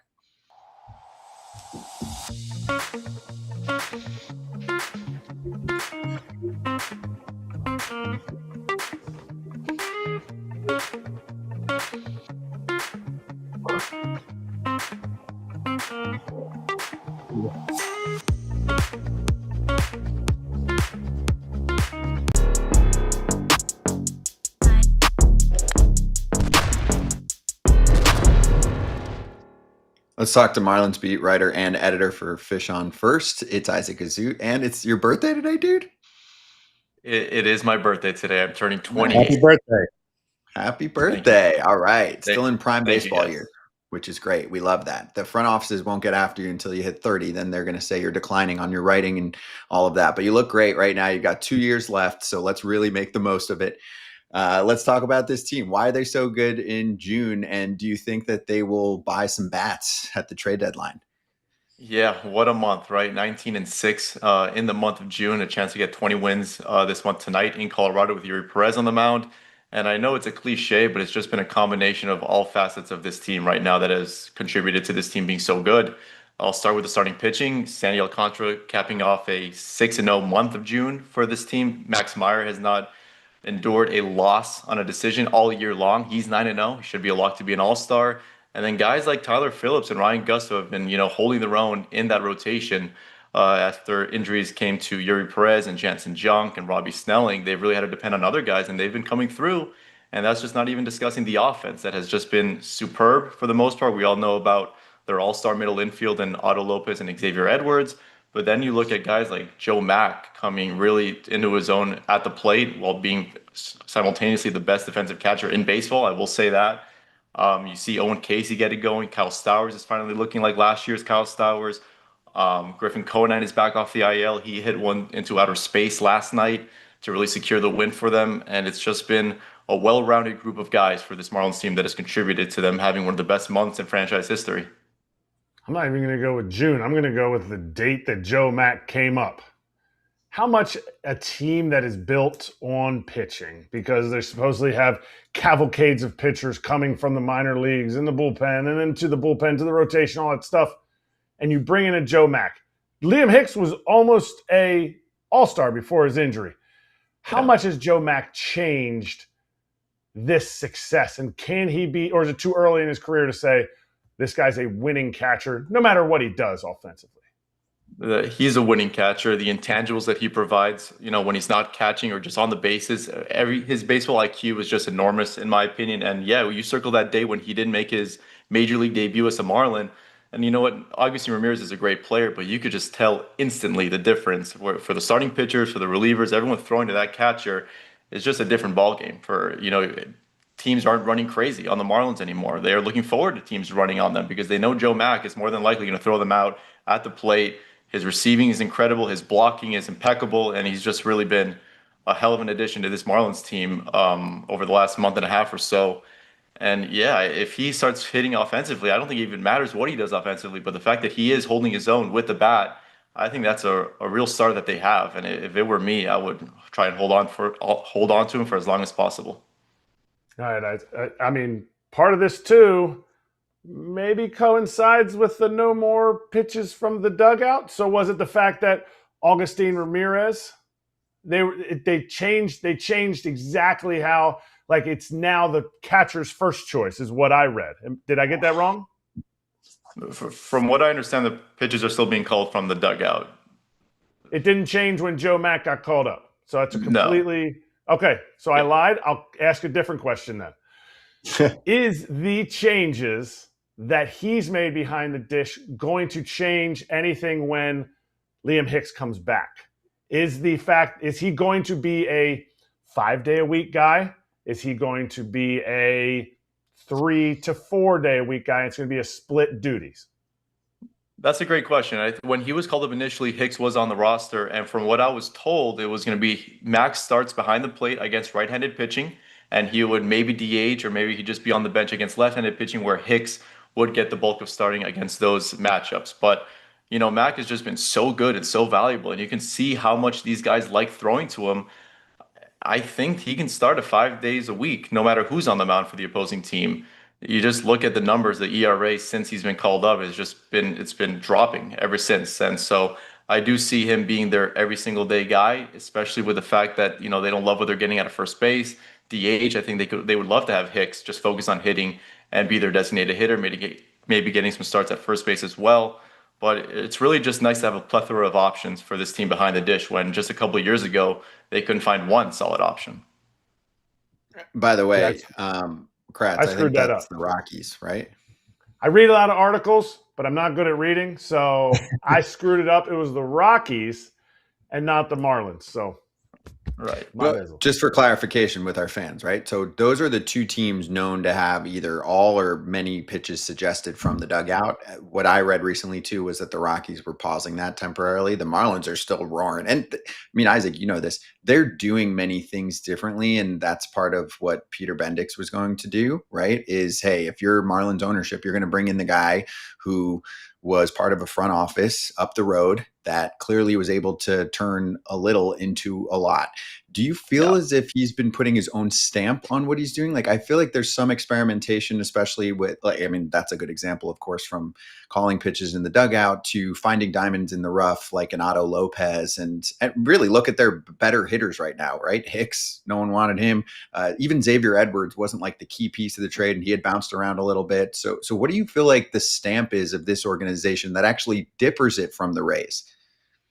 Yeah, it's all innovation. You hear that word all over the place, especially with GM Gabe Kapler. I think that's a great example of some of that Peter Bendix stamp is bringing in Gabe Kapler to be their main GM, and it's just innovation all over the place. You mentioned the pitch calling from the dugout. You mentioned the traject machines, which now every team does it. They have these strange different balls that they use for batting practice, which you're seeing more all around Major League Baseball. It's just different stuff all over the place, whether it's before the game, after the game, during the game. It's just innovation all around. And it is great to see just these diamonds in the rough guys like Tyler Phillips, for example. He has been, aside from one clunker in Philadelphia, he has been such a valuable asset to that pitching staff all season long.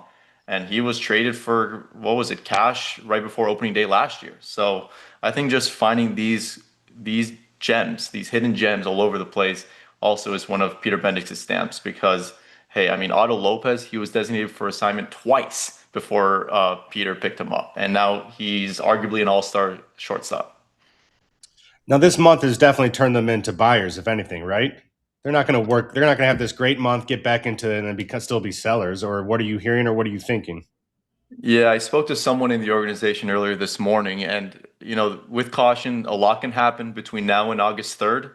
But assuming that they are in a similar position that they are in now, which is holding a third wildcard spot, a few games over 500, you're definitely going to see some additions to the Major League team. Now, I don't expect them to be trading a top 5 prospect for any 2-month rentals. I don't see them going all in, quote unquote. That's just not the Peter Bendix way. It's to be as good as possible for as long as possible, as soon as possible. We hear that over and over again.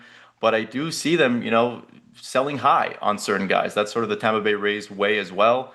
And if there's a prospect that's really shot up his stock this year, maybe like a Carson Milbrand, I wouldn't be shocked to see some higher tier prospects dealt for some long-term Major League help as well. But certainly if they're in a playoff spot or even close to it, you'll definitely see some additions made to the Major League roster because there's some holes on that roster for sure. And now where? That was my follow-up question. What holes would you like to see if they're going to be buyers, if you're going to see additions? What holes needed to be filled in first? I think first and foremost, third base. Third base has been a black hole of offense. I believe they're having the worst offensive production in all of Major League Baseball from that position. The WRC plus has got to be in the 70s at third base, and that's a position that you want to see some offense from. So I do think that they're going to try and fill that hole a little bit. They had a guy, maybe Jacob Berry would have been called up, but he has not been performing too well. So I could see them plugging a hole there at the trade deadline, as well as some pitching depth. I don't think we'll see them going after a reliever because they've built really one of the better bullpens in all of Major League Baseball with some of those obscure names that no one really valued except for Peter. And then I would see like maybe a bridge addition, sort of like a Ryan Gusto, Tyler Phillips guy, sort of someone that could sort of bridge innings for them because they're going to need some depth, assuming no injuries happen. Yuri Perez went down. Jansen Junk should come back in the next couple of weeks, but they could definitely use some more pitching depth, and I think that's the avenue that they would go to because they could use some help. They're fortunate that they're in the position they're in, given how many injuries they've endured. All right. So does that completely relieve them of any talks about Sandy Alcantara? Well, before the season, I was told that just because they trade Sandy doesn't necessarily mean they're selling up, that they're giving up on the year, right?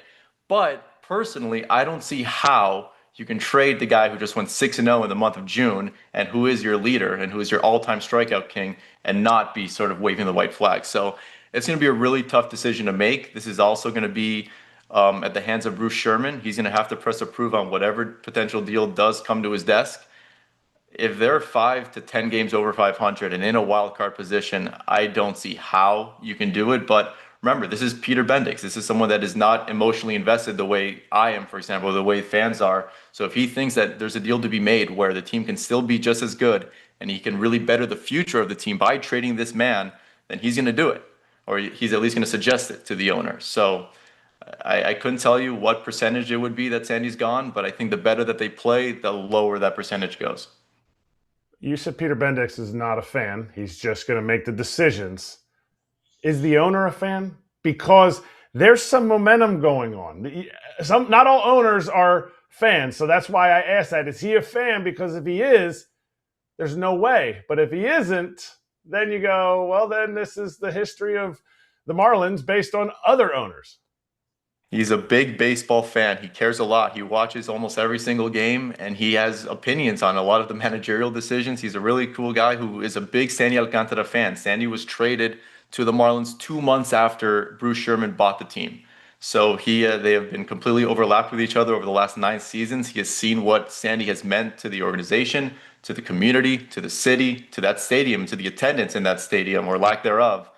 And so, yes, to answer your question, Bruce Sherman certainly is a fan of Sandy Alcantara, and it would not be an easy conversation to have when Peter does eventually find a deal made for Sandy, and to go upstairs and tell Bruce it's not going to be a sure go ahead. There's going to be a conversation had.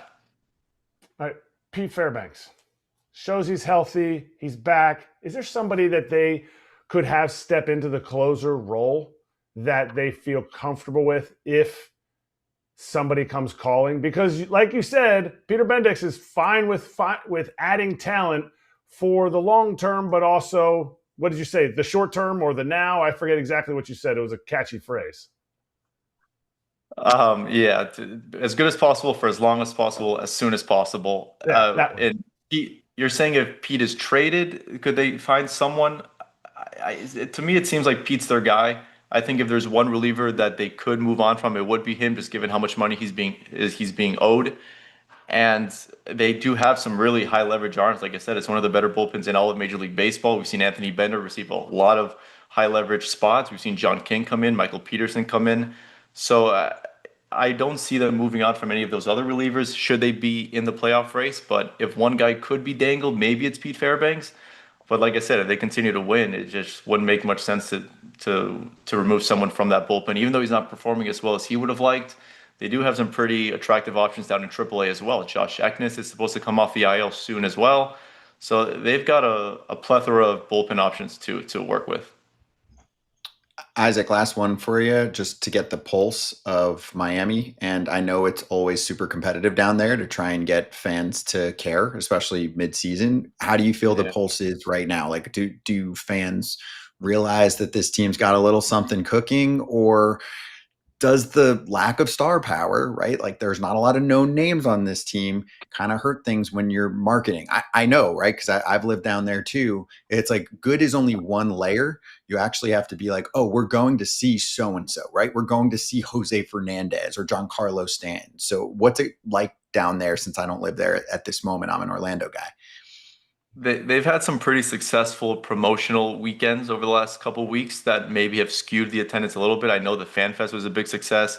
We saw all the Scottish fans come over to Lone Depot Park. That was a lot of fun. So it's difficult for me to gauge exactly how much of that is because of the product on the field. I know that the World Cup has probably overshadowed a little bit of what's going on at Lone Depot Park. Giannis Antetokounmpo coming out of the Miami Heat probably won't help that much either. But when this road trip is all said and done, after they finish with Colorado, they've got one more series over the weekend in Sacramento. We'll see how many fans show up. But to me, it was pretty loud at Lone Depot Park over the weekend with Sandy's breaking records and they're winning ball games, they're winning series against the Texas Rangers. There seemed to be a little bit more buzz in the air. And it wasn't just because of the Scottish people. It was because of those Marlins fans that were well known on what was happening with Sandy, with the ball club, and that they're competing for a playoff spot finally. Okay, good to know. Yeah, I mean, all they can do is put dubs together. Isaac, good stuff, man. Happy birthday. Enjoy it. Thank you guys very much. I appreciate it.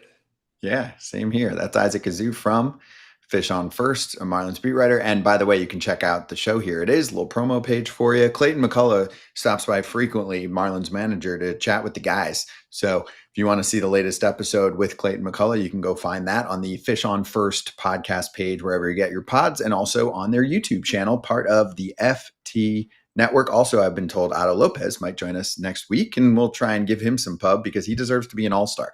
Be right back.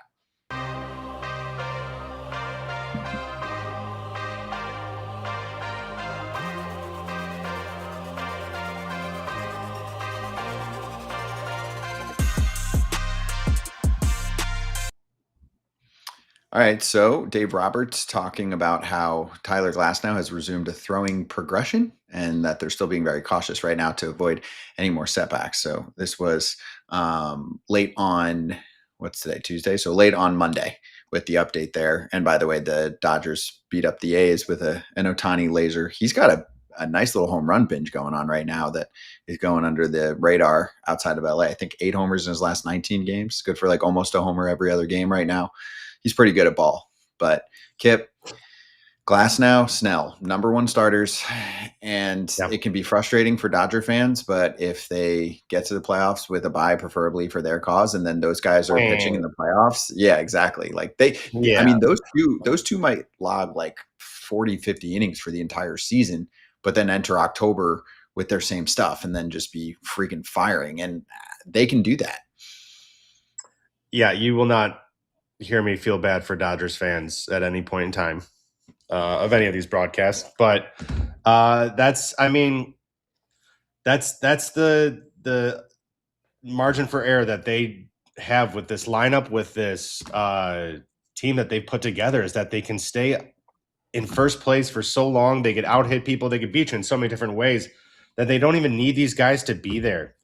And then they just need them to rest up, get healthy, and be mid-season form by the time for playoffs. So you're at your peak going into the postseason now. It's weird how even like them getting injured works out in their favor almost. So it's just kind of it's the Dodgers right now, man. Right, you're ramping them up for, second half at some point, and then you take it easy on them. What's their lead in their division right now? I had it up, and I just closed the tab. Will find it. It's good. It's not like they've run away with it yet, but they're fine. No, but they're well onto their way to winning the division again. Games. Oh, it's more than I even felt. Yeah, it's never mind. On their way. They're running away, Kip. My bad. I was gonna say it's like 6, 7 games. No, it's such a luxury to be able to not rush guys back through by injuries, because they know that these guys have been playing in the postseasons and have been playing longer seasons than everyone else, so their bodies have taken a little bit more toll. But like the fact that you can rest while they're rehabbing, and get them to be ready for the postseason is an advantage. So unfair, bro. Yeah, sorry, Dodgers fan.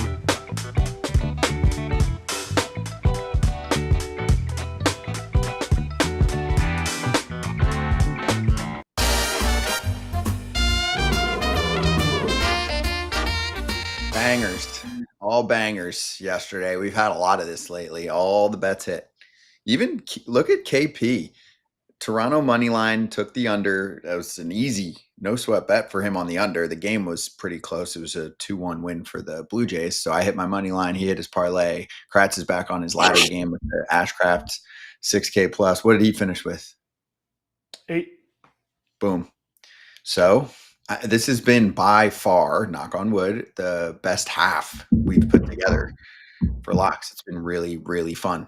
And we're getting close to what our first half would be the conclusion, which is the trade deadline. So everybody nice and up from that list that you're looking at right now. Let's go to Kip first. What are you doing tonight?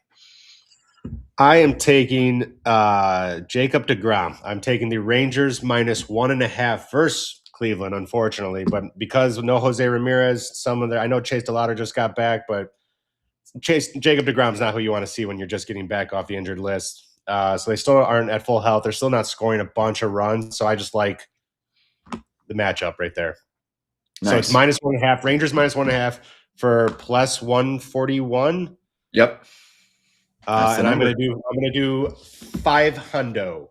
Keep him the big boys. Scare money, don't make money. Big bet. 500 to win a lot. Whatever that ends up being, that's a lot. Yeah, exactly. Take you to Sizzler with that win, Kratz. We're going to Sizzler. We're going to Sizzler. Even if that one doesn't win, he'd still be up 575. But if not, he'd be up well into 4 figures and be chasing Todd Father. Kratz, what are you doing? I'm going a little double over. Two games I feel like is going to go the over, but I bought the overs down a little bit, and I parlayed the over with the Diamondbacks game. They're taking on the Giants in Arizona. And the Nationals game, the Nationals are always an over team. And it's 6.5 in both games. So over 6.5 in both games comes out at -157. We're putting 155 down for step 3 of 6 for the ladder. Let's ride. Beautiful. Nice. I love it.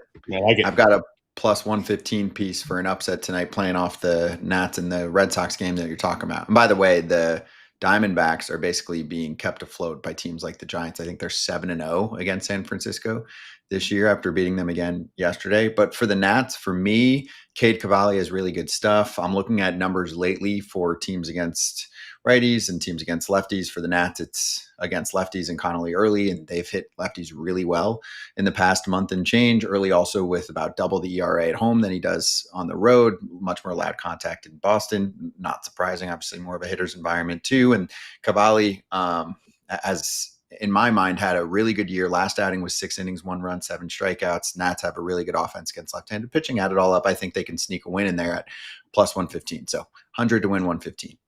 It's a lot of research that you just did for that, and I love it. I'm rooting for you. Thank you. And I will say I've spent more time on research this year than I did at least for sure than last year, maybe the year before too, right? And it is helping me.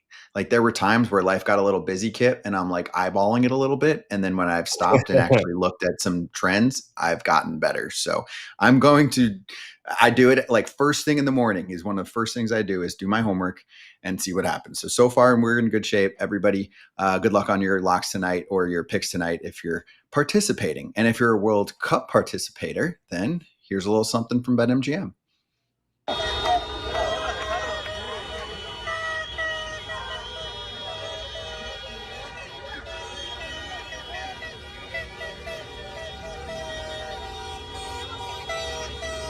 Oh, did you guys see this before? If I place a bet in a U.S. game and the U.S. scores, you can get a share of $500,000 in bonus bets. Make it the summer of soccer. BetMGM. Make it legendary. Win a share of $500,000 in bonus bets every time the U.S. scores a goal.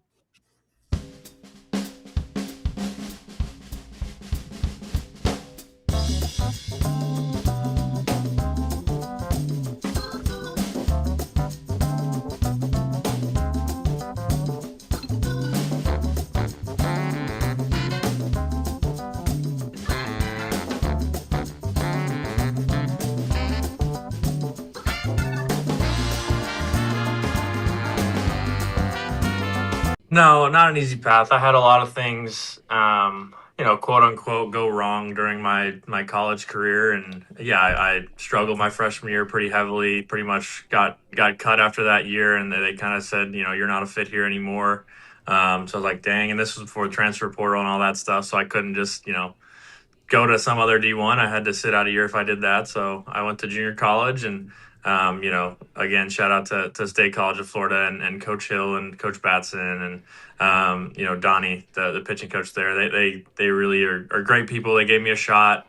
Just kind of went somewhere where I was able to pitch and, I was still hitting at the time. So kind of doing all that. And then, I ended up, I broke my jaw while I was there, like our first practice back in the spring. So that happened. And then, I come back, I actually got the wires out of my face. I have 5 weeks mouth wired shut. And then on the last day of that, I got the wires out. I remember I went and got some Chick-fil-A, couldn't eat it because I was on like liquid diet. I was on liquid diet for 5 weeks. I was like, oh, this is a great idea. Let's just eat Chick-fil-A. And then I just couldn't eat it. Got to the yard. I started that game that day on the mound, pitched that day. But I went from, like a 95 guy to like an 88, 91 guy. And then COVID hits and then end up, losing the rest of that season, kind of doing whatever, and then going to Oklahoma State. Finally feeling like I'm getting back on the saddle and feeling good. And like, all right, I can be a top 5 round draft pick here if I just stay healthy. And then sure enough, tear my elbow, midway through that year and I get surgery and all that stuff. And then the Dodgers drafted me in the 11th round, which at the time I was upset about. I was like, dang, I wanted to be a higher round pick and everything.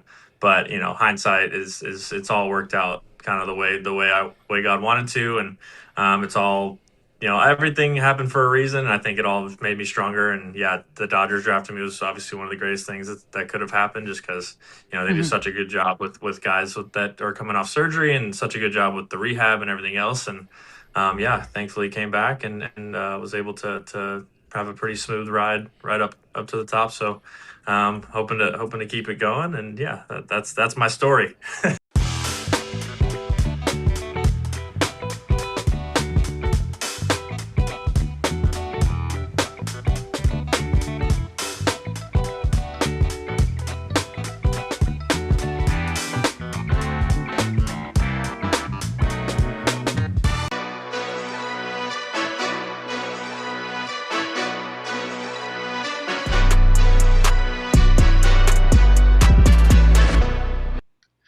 Hey, this is exciting. Jon Lester, remember him? He is a pretty big deal in Chicago, and he is going to be a regular guest on Northside Territory, our Cub show. So it will now be Sahadev Sharma, Patrick Mooney, and occasional Jon Lester appearances. A first episode with Lester is now available wherever you get your pods, along with the YouTube channel. So even if you're not a Cubs fan, Jon Lester has impacted every team in some way in baseball. So Kip, do you know him? Have you come across him at all?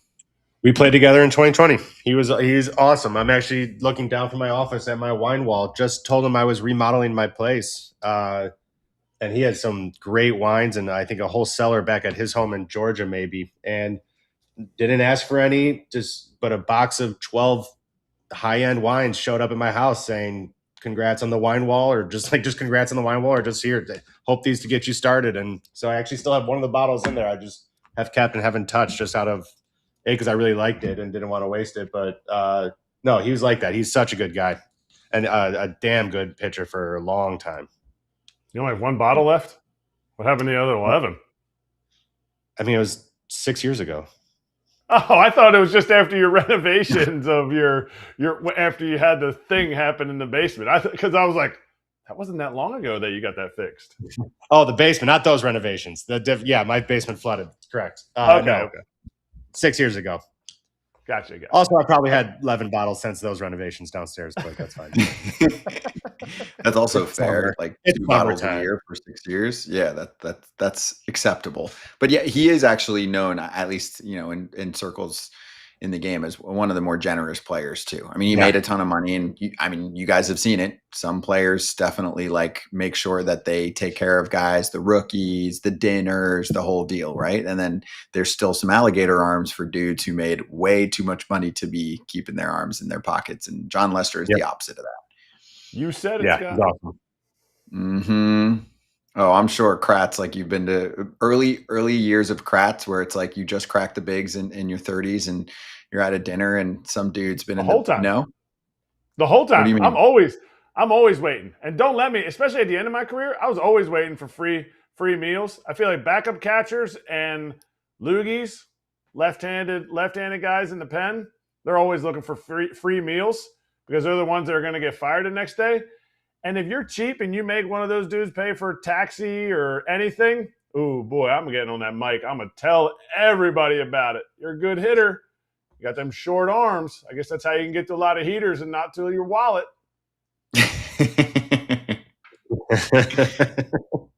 That's good. Hey, I'm sure some guys sometimes maybe Kratz making fun of them for every bus ride changed them, made them more generous human beings.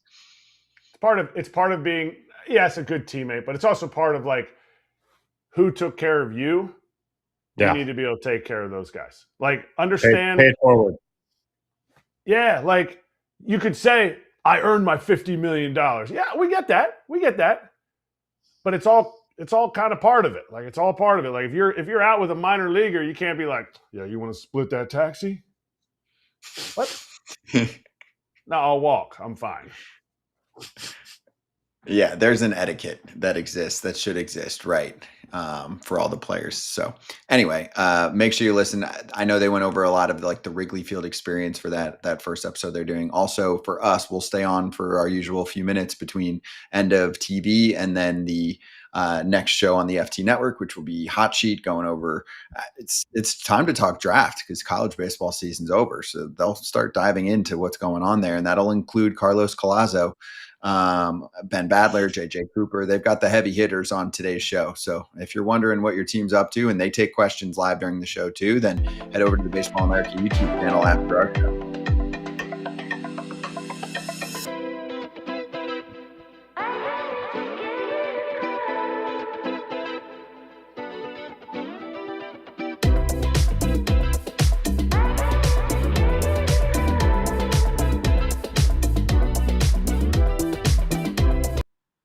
All right, we're back for our last few minutes here before we hit 3:00 and Hot Sheet. So we'll just do a mini verbal what's the beef. I'll do the intro. What's the beef? Josh Naylor and Austin Hedges. You see these guys going back and forth? Two very vocal dudes who actually, Kip, seem very different. Say it again. They seem like very different personalities. Listen, I think it's one of those ones we talked about Naylor earlier with Ryan Divish, and he's one of those guys that will get on your nerves if he's not on your team. I think he approaches the game. He kind of makes you a little bit uncomfortable because he just doesn't have the same conversations or the same greetings every time you come up to him or talk to him. And then on the contrary, Hedges is known to be a goofster and like one of the more likable guys around the league and just more fun to be around and in a good mood every day. That being said, that seems more personal than just generic smack talk to me, Kratzy. Would you not say that? That I think that's like that came out like that was being held on to for a little bit or something. So I don't know. Nobody likes you. Yeah. I don't think it's not just something you know. There's other ways to attack people or to verbally like get into it with a former teammate than going to like, hey, by the way, nobody likes you here. Nobody likes, and like that's trying to shoot a dagger. But that also is having that dagger. That is, yeah. I mean, I don't feel like Hedgie would say that just because he like trying to make something up. So there has to be something there. But it also kind of felt like it was one of those things where you're like, hey man, you're bald. Hey man, you're fat. Hey man, everybody hates you. And I was like, whoa. Like it's just like totally like we're shooting barbs. It's like, you know, that one dude gets a little drunk and then all of a sudden you're just like, yeah, well, I heard about your girlfriend. And it's like, yeah. Just like the line stepper. So you have that as being like the line stepper, like the one kind of going a little too far, or all is fair. I don't see that as something that Hedgie would do. So it has to come. That's why I'm saying it seems like there's something there. Yeah, there's definitely something there. Yeah. And I'm intrigued to know about it. I'm curious as well. I'm going to be doing radio for Cleveland down in Miami for a good series in early July. So I'm going to see if I can talk to him. I want to ask him about it. And I'll report back if I can. Yes, please. While we're on this, Stone Garrett, who is a former big leaguer, probably one of the best OPS pluses for a dude who barely played in the big leagues. His career OPS plus is, I think it was 130. 130, and he barely got a chance. I know there's some injuries and some ineffective, whatever. He didn't have great minor league numbers, I guess, at times to get called back up, but in 300 something at bats. Anyway, played parts of a few years in the big leagues, totaling about 100 games. He commented on Instagram and said, Josh Naylor liked to play stupid games. Dude would come into our apartment. We were neighbors with aerosol and lighters multiple times. That wasn't his first time in our apartment with a butcher's knife. The guy hid in my closet waiting for me to get home. When I went to hang my shirt up, he jumped out with a knife, pointed at me, caught my thumb, sliced it wide open, went to the ER, waits for me when I get back. First question is, are you going to press charges? Next day, coach holds team meeting saying front office wants to keep it hush hush. And he said, LMAO, laughing my ass off. I get surgery. He cut my nerve. Still can't feel my right thumb. He got suspended for 1 game, LOL. 2 weeks later, he goes to the Futures game, gets traded. He is the most psychotic person I've ever met in my life. Hey, say it with your chest. That's coming out. Wow. That's not holding back. I like that, but hey, you know what rubs me the wrong way on that? Everything that he said, jumping out at a teammate with a knife is already strike one, but the first question back is, are you going to press charges? Not, are you okay? Not anything that's just, the brain works differently, I think, in Naylor's heads about stuff. So, that could be the second question, but I don't know. That's just weird stuff to me. That's saying not all there at times. Yeah. And sometimes it works for people, though. Sometimes that works for people. You guys know, and I think it's gotten a little more tame, but there are a lot of crazy kids that played baseball that were very good. My quick story, I'm in the Cape League broadcasting, and I lived with a number of players. And I just remembered, I'd go home from the game, I'd get back later than the players, and be like, all right, let's go out. And they'd be like, let's go out, or we can make homemade tasers and tase each other. And I'm like, no, let's go out. This is weird. And then they chose to. Yes, they would do stuff like that, Kratz. And this is 5 guys that, and 1 or 2 made the big leagues. And you're just like, all right, these 20-year-olds are freaking crazy. Yeah. I just want to go, hit the streets. We call those guys closers and relief pitchers. Yeah, I was going to say. And lefties. Yeah, lefties. There were some of those mixed in. Yes. So there's story time for you. That stuff is lower level stuff. I don't know how many stories like that Kip has, but those stories start to thin out once you start getting towards the Futures game time of life, that Naylor was getting in there. The short season, low A, there's nothing else to do but make tasers. I get it. As you get higher, you start having more productive days off. Yeah, I never had hairspray to light on fire, or shampoo. Hey, I have done that before. Right. Some get married at 20 and have a kid. That keeps them a little distracted. Others make tasers and have aerosol fires going on. So, yeah. There's still Jason Kipnis autograph in the carpet of a dorm room at Kentucky in the K1 Towers with aerosol. And so I used to be a little bit of that guy. Never stabbed anyone. Never hit in the closet. That's good. Put that on the resume. I do the line somewhere.